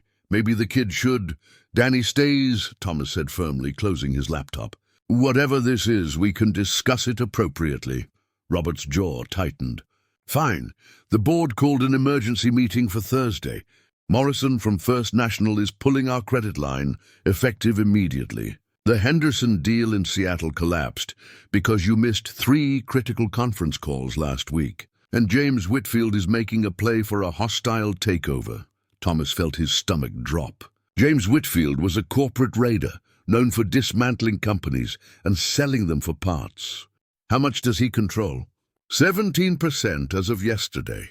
And he's been courting our major investors with promises of immediate returns if they vote you out as CEO. Danny looked up from his dinosaurs, clearly sensing the tension. "Daddy, is someone trying to take your company away?" Thomas knelt beside his son, choosing his words carefully. "Some people think they can run the company better than I can, buddy. It's like when kids at school argue about who should be team captain. But you built the company," Danny said with the absolute faith only children possess. "That means it's yours, right?" It's more complicated than that, Thomas replied, wishing adult life really was as simple as 5-year-old logic suggested. Robert paced the office like a caged animal. Tom, I need to ask you directly.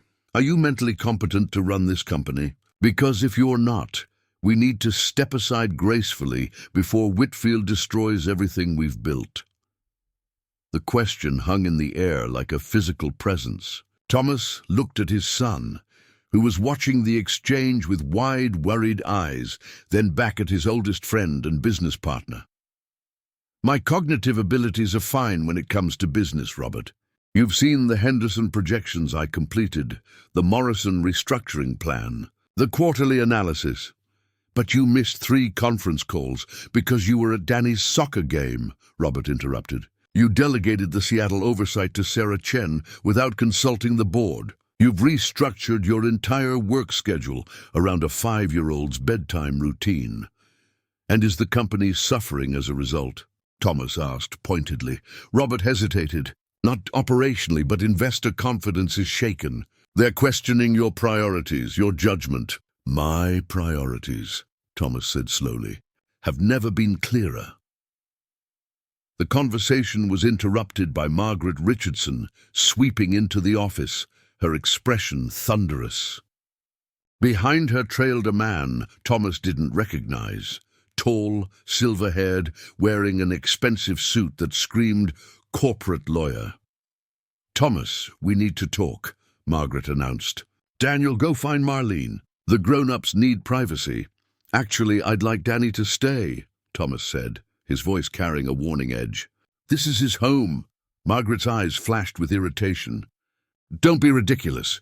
This is about business matters far too complex for a child to understand. Then maybe we should have this conversation elsewhere, Thomas replied evenly.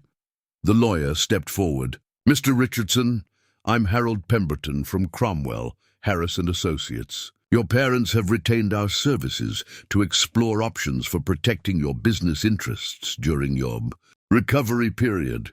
Thomas felt ice in his veins. What kind of options? A temporary conservatorship, Pemberton said smoothly. Given your documented memory loss and recent erratic business decisions, your parents are concerned that you may not be capable of making sound financial judgments. They're prepared to petition the court for temporary guardianship of your business affairs. The room fell silent, except for the sound of Danny's plastic dinosaurs clicking together as he nervously fidgeted with them. You're trying to have me declared mentally incompetent, Thomas said, his voice deadly quiet. We're trying to protect you, Margaret said, her tone suggesting she was being perfectly reasonable. Thomas, you've been making emotional decisions instead of logical ones. Missing important meetings to attend children's activities, restructuring company operations to accommodate a 5-year-old's schedule. This isn't the behavior of a sound business mind. Maybe not, Thomas replied. But it's the behavior of a father. Margaret's expression hardened. And that's exactly the problem. You've lost sight of what's truly important. Your father built this company from nothing, and you've expanded it into an empire. Are you really going to throw that away for domestic sentimentality? Thomas looked at Danny, who had gone very still, his small hands clutched around a toy triceratops. The little boy's face showed the kind of confusion and fear that children experience when they realize the adults around them are in serious conflict. Robert, Thomas said quietly, take Danny to the kitchen and ask Marlene to give him some juice and cookies. I want to stay with you. Daddy, Danny said in a small voice. I know, buddy, but sometimes grown-ups need to have loud conversations. And I don't want you to worry about things that aren't your job to worry about. Once Danny was gone, Thomas turned back to face the 3 people who were trying to dismantle his life. Let me make something very clear, he said, his voice carrying the steel that had made him successful in business. I'm not mentally incompetent. I have selective memory loss that affects only personal relationships, not cognitive function. My business decisions have been sound, profitable, and strategically viable. If you try to pursue this conservatorship, I will fight it with every resource at my disposal. With what resources? Pemberton asked smoothly. If the board votes you out and your credit lines are frozen, you'll have very little leverage. I'll have the truth, Thomas replied. And I'll have documentation of every sound business decision I've made since the accident, every successful negotiation, every profitable deal closure. No court will declare me incompetent based on my choice to prioritize family alongside business. Margaret leaned forward, her voice taking on the manipulative tone he remembered from childhood. Thomas, darling, you're not thinking clearly. This accident has obviously affected your judgment more than you realize. The Thomas I raised would never risk everything he's worked for over a child's hurt feelings. Maybe that Thomas was the problem, Thomas said quietly. The statement hung in the air like a bomb. Margaret's face went white, then red with fury. How dare you, she hissed. Your father and I sacrificed everything to build this legacy. We gave you every advantage, every opportunity. You gave me money and expectations, Thomas interrupted. You never gave me permission to be human. Robert, who had been listening to this exchange with growing discomfort, finally spoke up. Tom, maybe there's a middle ground here. What if we brought in a business manager, someone to handle day-to-day operations while you focus on high-level strategy? You could still be CEO, but with more support, so I can spend more time with my son without threatening the empire, Thomas asked. Robert, whose side are you on here? I'm on the side of our friendship, Robert said firmly, and our business partnership. But Tom, you have to admit that your priorities have shifted dramatically since the accident. Yes, they have, Thomas agreed. And for the first time in my adult life, they're in the right order. Pemberton consulted his notes. Mr. Richardson, I should inform you that your parents are prepared to present evidence of your erratic behavior to the court. Missing business meetings for children's activities, making major personnel decisions without board approval, maintaining contact with an ex-girlfriend against family advice. Elena is not my ex-girlfriend, Thomas said sharply. She's the mother of my child, and maintaining a relationship with her is in Danny's best interest. That woman, Margaret said with venom, has obviously been manipulating you during your vulnerable state. It's no coincidence that her visit coincided with this sudden rejection of your family's guidance. Thomas felt his temper flare. Elena didn't manipulate me into anything. If anything, she helped me see the damage I'd done by choosing your guidance over my own judgment. This is exactly what we're talking about, Pemberton said, making notes. Emotional decision-making, rejection of established family support systems, inability to prioritize business obligations. Get out, Thomas said quietly. I beg your pardon. Get out of my house. All of you. Thomas's voice was calm but carried unmistakable authority. If you want to try for conservatorship, go ahead. But you'll do it without another moment of access to my home or my son. Margaret stood slowly, her face a mask of cold fury. Thomas, you're making a terrible mistake. When this emotional phase passes and you realize what you've lost, don't expect us to clean up the mess. I won't, Thomas replied. But I also won't expect Danny to pay the price for my success anymore. As they filed out, Robert paused at the door. Tom, for what it's worth, I think you're a better father now than you've ever been. But I'm not sure you can be the father Danny needs and the CEO the company requires. Maybe you're right, Thomas said. Maybe it's time to figure out which one matters more. After they left, Thomas found Danny in the kitchen, sitting at the counter with untouched cookies and juice, his face streaked with tears. Daddy, are the bad people going to take you away? Danny asked in a voice that broke Thomas's heart. Thomas gathered his son into his arms, holding him close. No, buddy, nobody's taking me anywhere. But some people think Daddy should spend more time working and less time being your dad. That's stupid, Danny said with 5-year-old certainty. Work doesn't hug you when you have bad dreams. The simple truth of his son's words crystallized everything for Thomas. He could fight for the company, pour his energy into legal battles and corporate maneuvering, win back control of the empire he'd built. Or he could accept that some things were more valuable than others, and that a little boy's trust was worth more than any amount of money. That evening, Thomas made 3 phone calls that would change his life forever. The first was to Elena. "I need to ask you something important," he said when she answered. "If I lost the company, if I had to start over completely, would you trust me to be a consistent father to Danny?" Elena was quiet for a moment. "Thomas, what's happening?" My parents are trying to have me declared mentally incompetent because I've been choosing family time over business meetings." "They might succeed.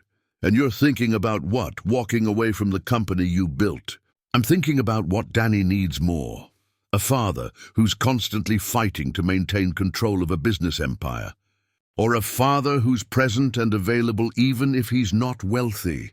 Elena's voice was soft when she replied, "I think you already know the answer to that question." The second call was to Sarah Chen, his head of operations.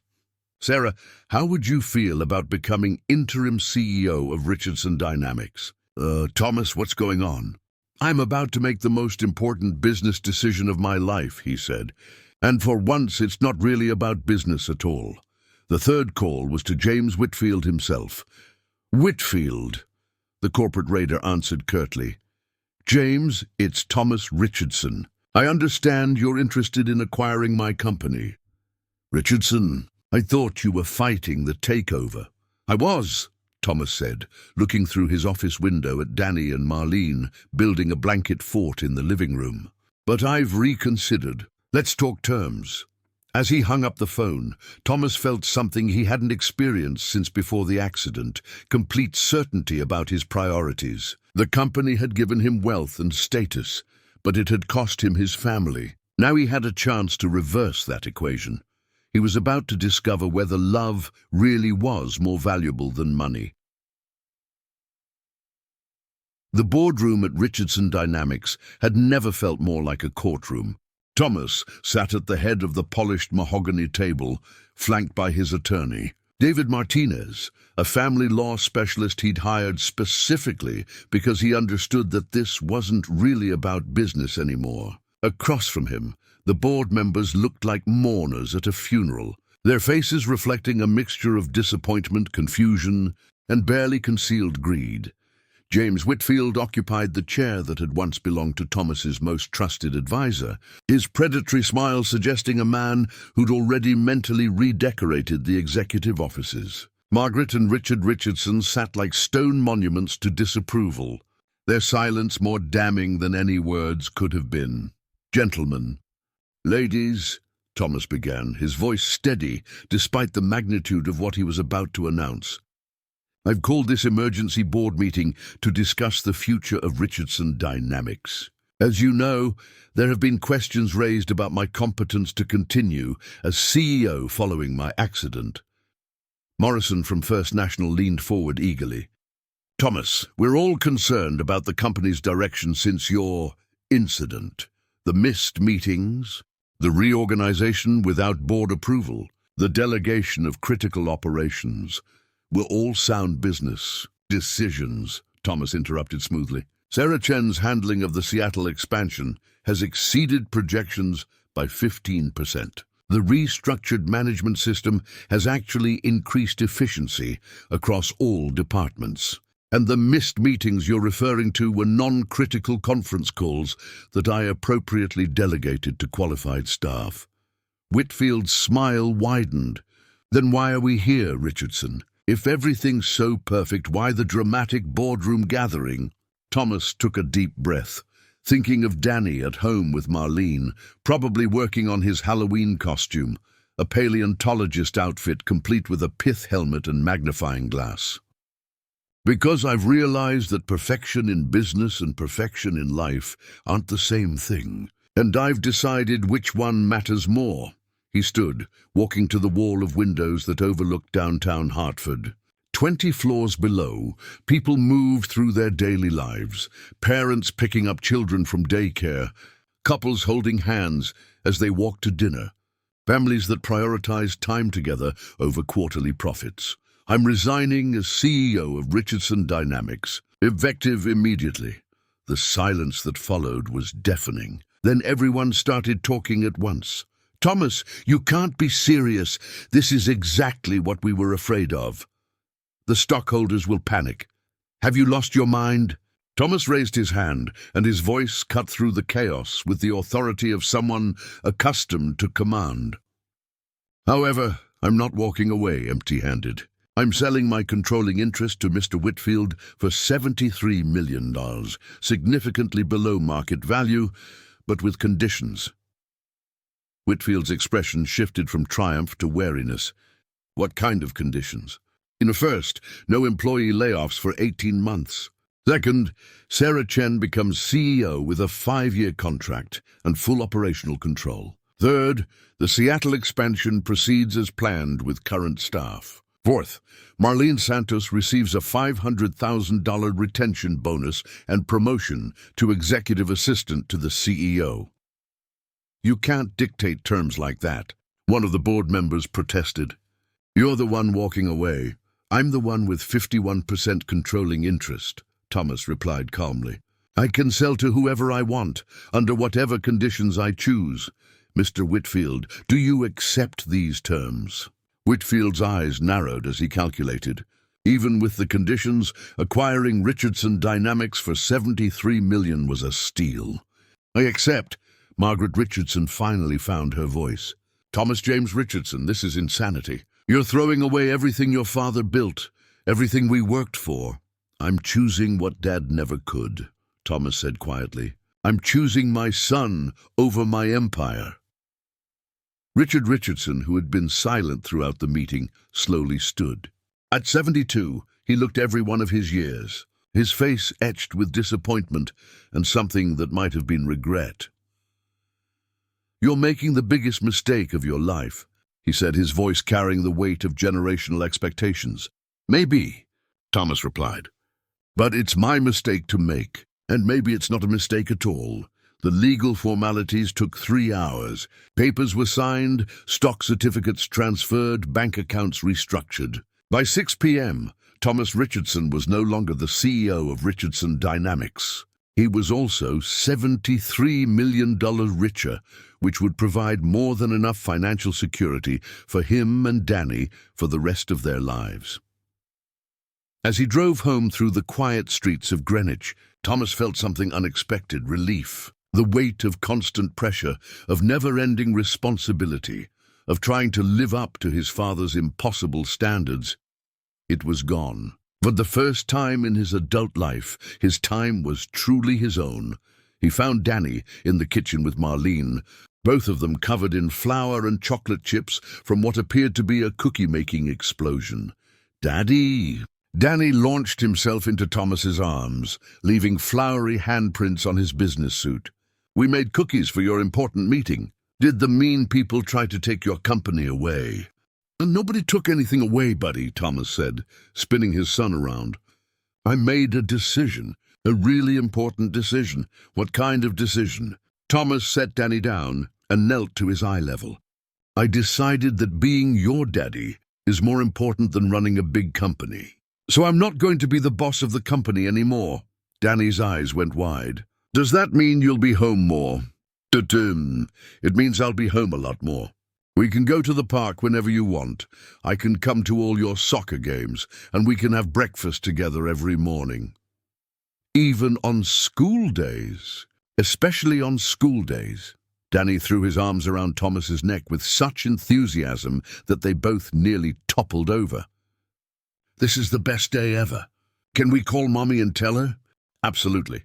Elena's reaction to the news was complex. Thomas could hear the surprise, concern, and something that might have been pride warring in her voice as he explained his decision. "Thomas, are you sure about this? $73 million is a lot of money, but you built that company from nothing. It was your life's work.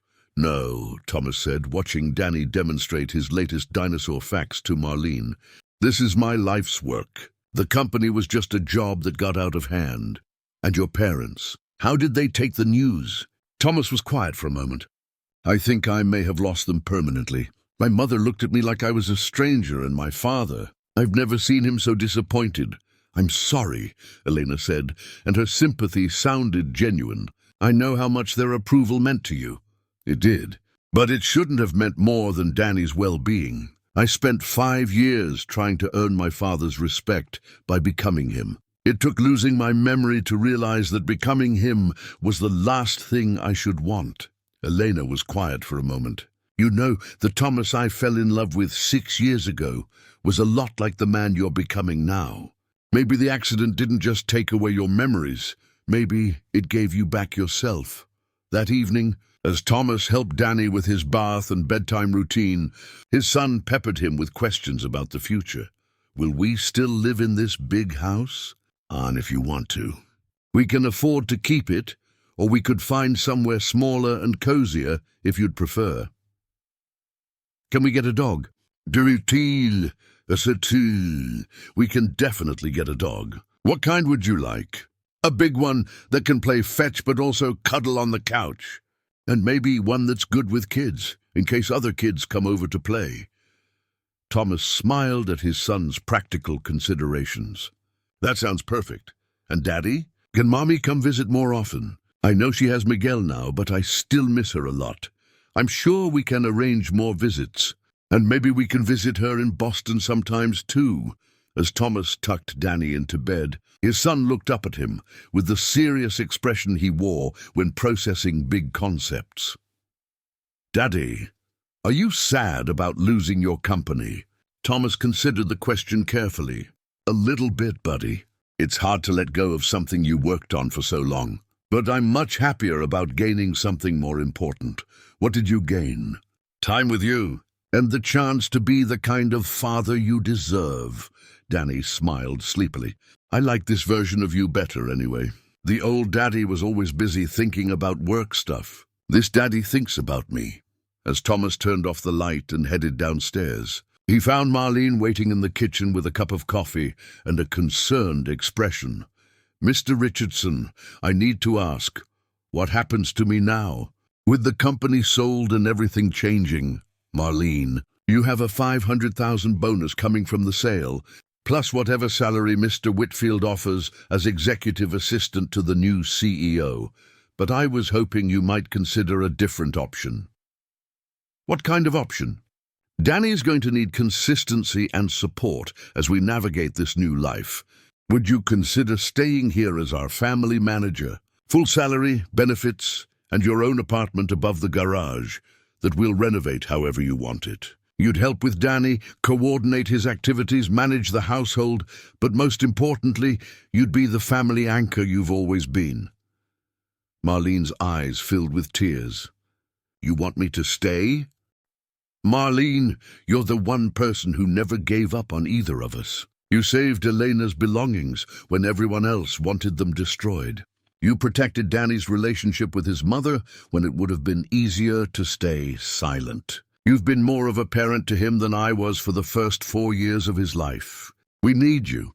Then yes, she said simply. I'll stay. This family is my family too. Later that night, Thomas sat in what had been Elena's reading chair in the basement room, surrounded by the mementos of their relationship. He pulled out his phone and began typing a text to Eleanor. I know you said there's no going back for us romantically, and I respect that. But I want you to know that today, for the first time since the accident, I felt like I might be worthy of the love you once had for me. Not because I remembered being that man, but because I chose to become him again. Elena's response came quickly. The man I fell in love with would have made the choice you made today. I'm proud of you, Thomas. Danny is lucky to have you as his father. Thomas smiled, feeling a peace he couldn't remember experiencing since childhood. Tomorrow would bring new challenges, learning to live without the structure of corporate life, figuring out how to be a present parent, possibly facing the permanent loss of his parents' approval. But tonight, for the first time in his adult life, Thomas Richardson fell asleep knowing that he'd chosen love over fear, presence over profit, and his son's happiness over everyone else's expectations. The empire was gone, but his family was finally whole. 3 weeks after selling the company, Thomas stood in the arrivals terminal of Logan International Airport in Boston, his palms sweating despite the November chill. Danny bounced beside him with barely contained excitement, wearing his new paleontologist costume, complete with a tiny clipboard for field notes. "Is that her plane, Daddy?" Danny asked for the 5th time, pointing at a United Airlines jet taxiing toward the gate. "I think so, buddy," Thomas replied, checking his phone nervously. Elena had agreed to this meeting, a weekend in Boston, where Thomas and Danny could see her new life, meet Miguel, and try to establish a more permanent co-parenting arrangement. But Thomas couldn't shake the feeling that he was walking into a test he might not pass. The past 3 weeks had been a revelation. Without the constant pressure of corporate demands, Thomas had discovered rhythms of life he'd forgotten existed. Morning coffee while Danny ate breakfast, afternoon walks through their neighborhood, evening story times that weren't rushed or interrupted by urgent phone calls. They'd gotten the dog Danny wanted, a golden retriever named Rex, who seemed to understand that his primary job was being a 5-year-old's best friend. But Thomas had also discovered something unexpected: withdrawal from the adrenaline of high-stakes business. There were moments when he felt restless, purposeless, as if he'd traded his identity for domestic bliss. He'd started researching smaller business opportunities, consulting work, maybe starting a family-friendly company that wouldn't require the all-consuming devotion Richardson Dynamics had demanded. "There she is," Danny shrieked, breaking Thomas from his thoughts. Elena emerged from the jet bridge looking tired but radiant, her hair pulled back in a practical ponytail, wearing scrubs that suggested she'd come straight from the hospital. Behind her walked a man Thomas immediately recognized as Miguel, tall, solidly built, with kind eyes and the confident posture of someone comfortable in his own skin. Danny launched himself at Elena with the enthusiasm of a small rocket, and she caught him with the ease of long practice, spinning him around while both of them laughed. "Mijo, you've gotten so big again. And look at this costume. Are you a real paleontologist now?" "Almost," Danny said seriously. "Daddy's been teaching me about fossils, and we found a really old shell in our backyard that might be from the Cretaceous period. Probably Pleistocene," Thomas said as he approached, then caught himself. "Sorry, I've been reading a lot of geology books lately." Elena smiled, the first genuinely warm expression she'd directed at him since her visit to Greenwich. "It's good to see you, Thomas. You look relaxed." It was true. The constant tension he'd carried in his shoulders for years had melted away. His face had lost the hard edges of chronic stress, and he'd started sleeping through the night without the aid of prescription medications. "Elena, this is Miguel," she said, turning toward the man who had been standing patiently nearby. "Miguel, this is Thomas, Danny's father." Miguel stepped forward with an open, friendly expression, extending his hand. "Thomas, it's good to finally meet you. Danny talks about you constantly." The handshake was firm, but not competitive, and Thomas found himself surprised by Miguel's warmth. He'd expected to dislike the man who had replaced him in Elena's affections, but Miguel's genuine friendliness made that impossible. "Thank you for being so welcoming," Thomas said. "I know this situation is complicated." "Family is always complicated," Miguel replied with a slight accent that spoke of Puerto Rican heritage. "But Danny is part of Elena's heart, which makes him part of mine too." As they walked through the airport, Danny chatted excitedly about everything he wanted to show Miguel: his dinosaur collection, his new dog, the tree fort Thomas had helped him build. Miguel listened with the engaged attention of someone who genuinely enjoyed children's company. "Miguel's teaching me to cook," Elena said to Thomas as they waited for their luggage. Real cooking, not just the basic stuff I picked up in nursing school. She's being modest, Miguel laughed. Elena makes the best arroz con pollo outside of my grandmother's kitchen. Thomas felt a strange pang watching their easy interaction. Not jealousy exactly, but a kind of wistful recognition of what he'd lost. Elena and Miguel had what he'd thrown away: partnership, mutual support. The kind of comfortable intimacy that came from choosing each other every day. Elena's apartment in Cambridge was a stark contrast to the Greenwich mansion. Smaller, cozier, filled with plants and books and photographs that told the story of a life built on relationships rather than achievements. Danny immediately made himself at home, showing Miguel his travel bag of dinosaurs while Elena gave Thomas a tour. "It's perfect," Thomas said, meaning it. The apartment reflected Elena's personality in ways the mansion never had. Warm colors, comfortable furniture that invited lingering, a kitchen that was clearly the heart of the home. "It's enough," Elena replied. "For the first time in my adult life, I'm living somewhere that feels like me." That evening, as they shared a dinner Miguel had prepared, a feast of Puerto Rican and Mexican dishes that filled the small dining area with incredible aromas, Thomas experienced something he'd never had before, a meal that was about connection rather than networking. Danny was in heaven, chattering between bites about school, his friends, the stories Thomas had been reading to him. Miguel asked thoughtful questions, genuinely interested in a 5-year-old's perspective on life. Elena watched her son with the contented expression of a mother seeing her child truly happy. "Daddy sold his whole company so he could spend more time with me," Danny announced proudly around a mouthful of rice. Miguel's eyebrows rose in surprise. "The whole company? It wasn't as hard a decision as it should have been," Thomas said quietly. "I realized I'd been building an empire but losing my family. The math didn't work anymore." Elena studied his face carefully. "Any regrets?" Thomas considered the question seriously. Some moments of doubt, maybe. It's strange not having meetings to run to, deals to close, fires to put out. But regrets? No, every morning I wake up and the first thing I see is Danny's smile instead of my phone buzzing with urgent emails. That's worth more than any quarterly profit report. After dinner, while Eleanor helped Danny with his bath, Thomas and Miguel found themselves alone on the small balcony overlooking the Cambridge street. The November air was crisp, carrying the sounds of students walking home from Harvard Square. "Can I ask you something?"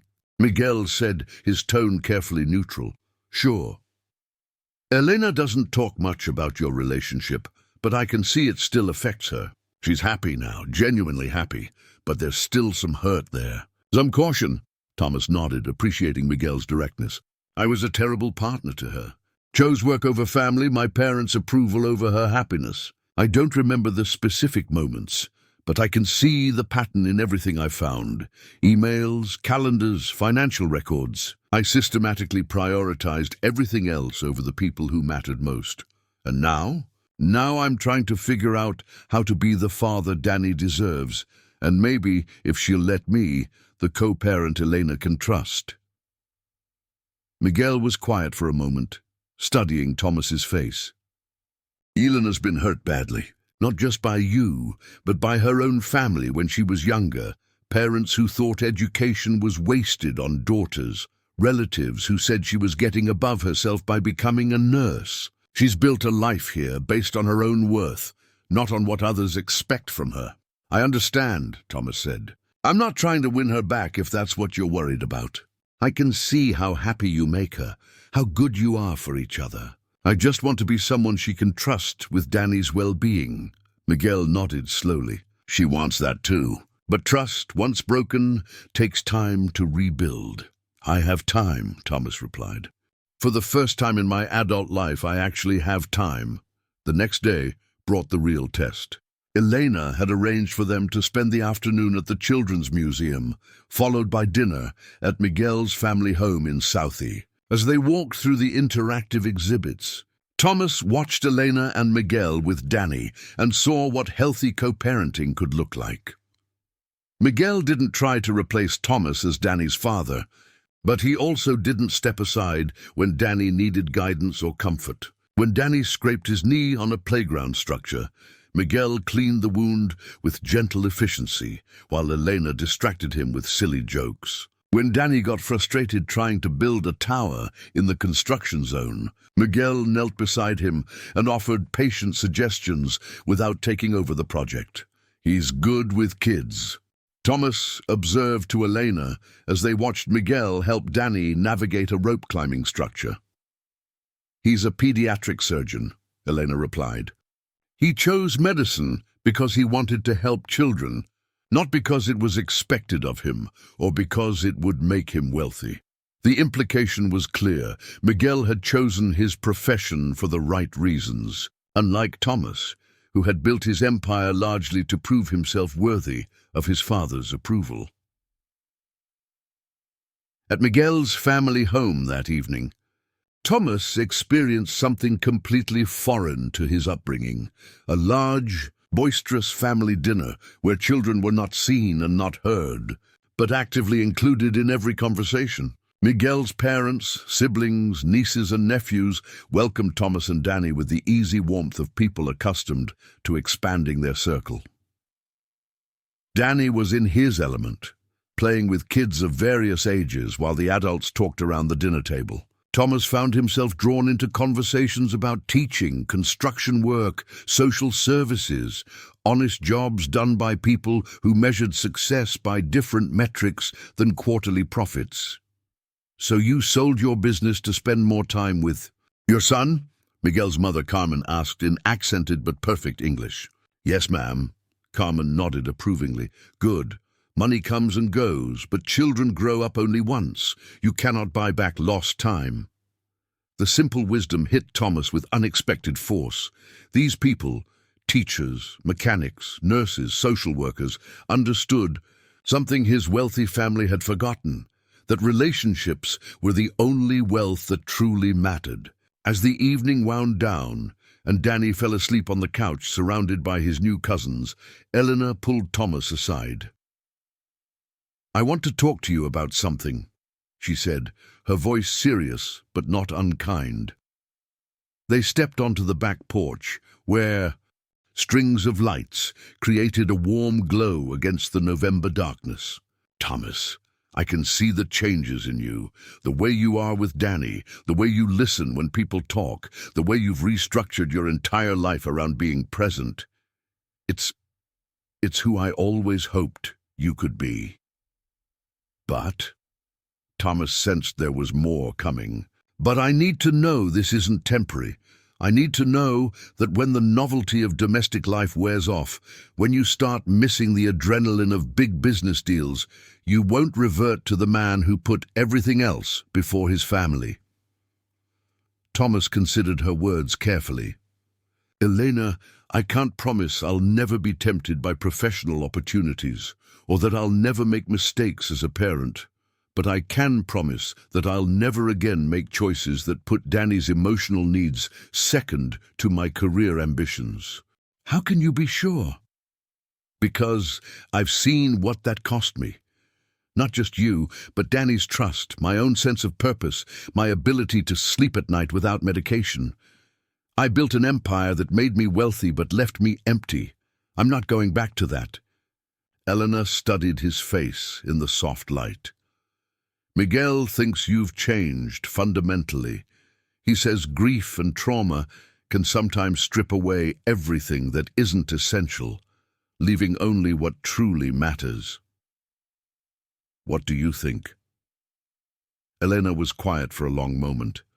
"I think the man I fell in love with 6 years ago is finally strong enough to stay." As they flew back to Connecticut the next day, Danny fell asleep against Thomas's shoulder, exhausted from 2 days of new experiences and family attention. "Daddy," Danny mumbled drowsily, "I like Miguel, and I like his family. They made me feel like I belonged there." "That's what good families do, buddy. They make everyone feel like they belong." Are we a good family now? Thomas looked down at his son's sleepy face, then out the airplane window at the landscape passing below, all the places he used to travel for business, now just scenery to appreciate rather than markets to conquer. We're getting there, Danny. We're definitely getting there. That night, as Thomas tucked his son into bed in their Greenwich home, Danny had one more question. Daddy, do you think Mommy might come live with us again someday? Thomas felt his heart clench with complicated emotions. I don't think so, buddy. Mummy's very happy with Miguel, and they're building a good life together. But what if she visited more, like maybe every month instead of just holidays? I think we can arrange that, Thomas said, realizing that Elena's trust was something he would earn gradually, visit by visit, choice by consistent choice. Good, Danny said sleepily, because I like having both my parents around, even if they don't live in the same house. As Thomas turned off the light and headed to his own room, he felt something he hadn't experienced since before the accident. Genuine hope for the future. Not hope based on business projections or financial security, but hope built on the foundation of love, trust, and the possibility of healing. For the first time in his adult life, Thomas Richardson was building something that couldn't be taken away by hostile takeovers or market fluctuations. He was building a family. 1 year later, Thomas stood in the kitchen of their Greenwich home on a crisp October morning, watching Danny carefully arrange sliced bananas on his cereal in the same precise pattern he'd inherited from his father. The morning light streamed through windows that now displayed Danny's artwork alongside expensive paintings, creating a home that felt lived in rather than showcased. Daddy, do you remember when you couldn't remember me? Danny asked suddenly, looking up from his geometric banana arrangement. The question caught Thomas off guard, as his son's observations often did. I remember not remembering you, if that makes sense. Why do you ask, buddy? Because Mrs. Patterson at school said that people who lose their memories sometimes get them back all at once, like in movies. But you never did you? Thomas sat down beside his son, considering how to explain something he didn't fully understand himself. No, I never got those old memories back, but something interesting happened instead. What? I made new ones. Better ones? Danny nodded seriously, as if this made perfect sense to his 6-year-old logic. Like when we built the tree house and you let me use the real hammer? Exactly like that. The past year had been a masterclass in presence. Thomas had learned to measure time not in quarterly reports, but in bedtime stories, not in profit margins, but in scraped knees that needed kissing, not in business acquisitions, but in the acquisition of his son's trust. He'd started a small consulting firm that operated from a home office, taking on projects that interested him without consuming his life. Marlene appeared in the doorway, car keys in hand. Ready for school, mijo? Almost. Danny jumped up, then paused. Daddy, you're coming to my play tonight, right? I'm a triceratops in the dinosaur musical. Wouldn't miss it for the world, Thomas replied, and meant it completely. As Marlene and Danny headed out, Thomas found himself drawn to the basement room that had once been Elena's shrine. Over the past year, it had transformed from a mausoleum of lost love into something warmer, a family history room where Danny could explore his past and understand his story. Thomas picked up Elena's leather journal, which he'd read dozens of times, each reading revealing new layers of the relationship he couldn't remember. Today, however, he noticed something he'd missed before. A loose page tucked into the back cover, dated just 2 weeks before Eleanor moved to Boston. I had the strangest dream last night.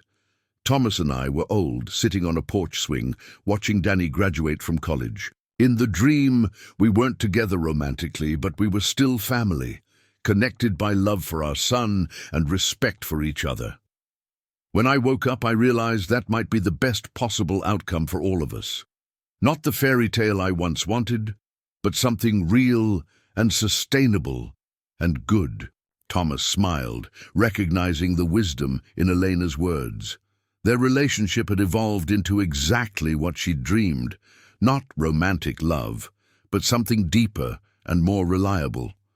Elena visited monthly now, sometimes with Miguel, sometimes alone. They shared holidays, school events, and the daily phone calls that kept them connected as co-parents. His phone buzzed with a text from Elena, "Running late for Danny's play tonight. Save me a seat?" "Always," he replied, then added, "Miguel coming too?" "Of course. He's been practicing his applause for weeks." Thomas chuckled, amazed by how naturally Miguel had become part of their extended family. The man who could have been a threat had instead become an ally, bringing stability and joy to Elena's life, while treating Danny with the consistent love of a chosen father figure. The transformation hadn't been without challenges. Thomas's parents remained largely absent from their lives, their disappointment in his choices creating a chasm that might never fully heal. Richard Richardson had suffered another health scare. 6 months ago, a minor heart attack that brought Thomas to the hospital, hoping for reconciliation. But even facing mortality, his father couldn't understand or accept Thomas's priorities. "You threw away everything we built," Richard had said from his hospital bed, his voice weak, but his disapproval strong. "For what? To play house with a 5-year-old? To be present for my son," Thomas had replied quietly. "To love him more than I love success." They hadn't spoken since. Margaret occasionally sent expensive gifts for Danny, toys that remained untouched because they came without the giver's presence. Thomas had learned that love without time was just expensive obligation. But other relationships had flourished. Sarah Chen, now CEO of Richardson Dynamics, called monthly to update Thomas on the company's progress and seek his advice on major decisions. The business was thriving under her leadership, validating Thomas's belief that success didn't require his personal sacrifice. Robert Hawthorne had gradually rebuilt their friendship, initially skeptical of Thomas's choices, but eventually admiring the peace he'd found. "You look 10 years younger," Robert had observed during their last lunch together. "Whatever you're doing, it's working." What Thomas was doing was simple in concept, but revolutionary in practice.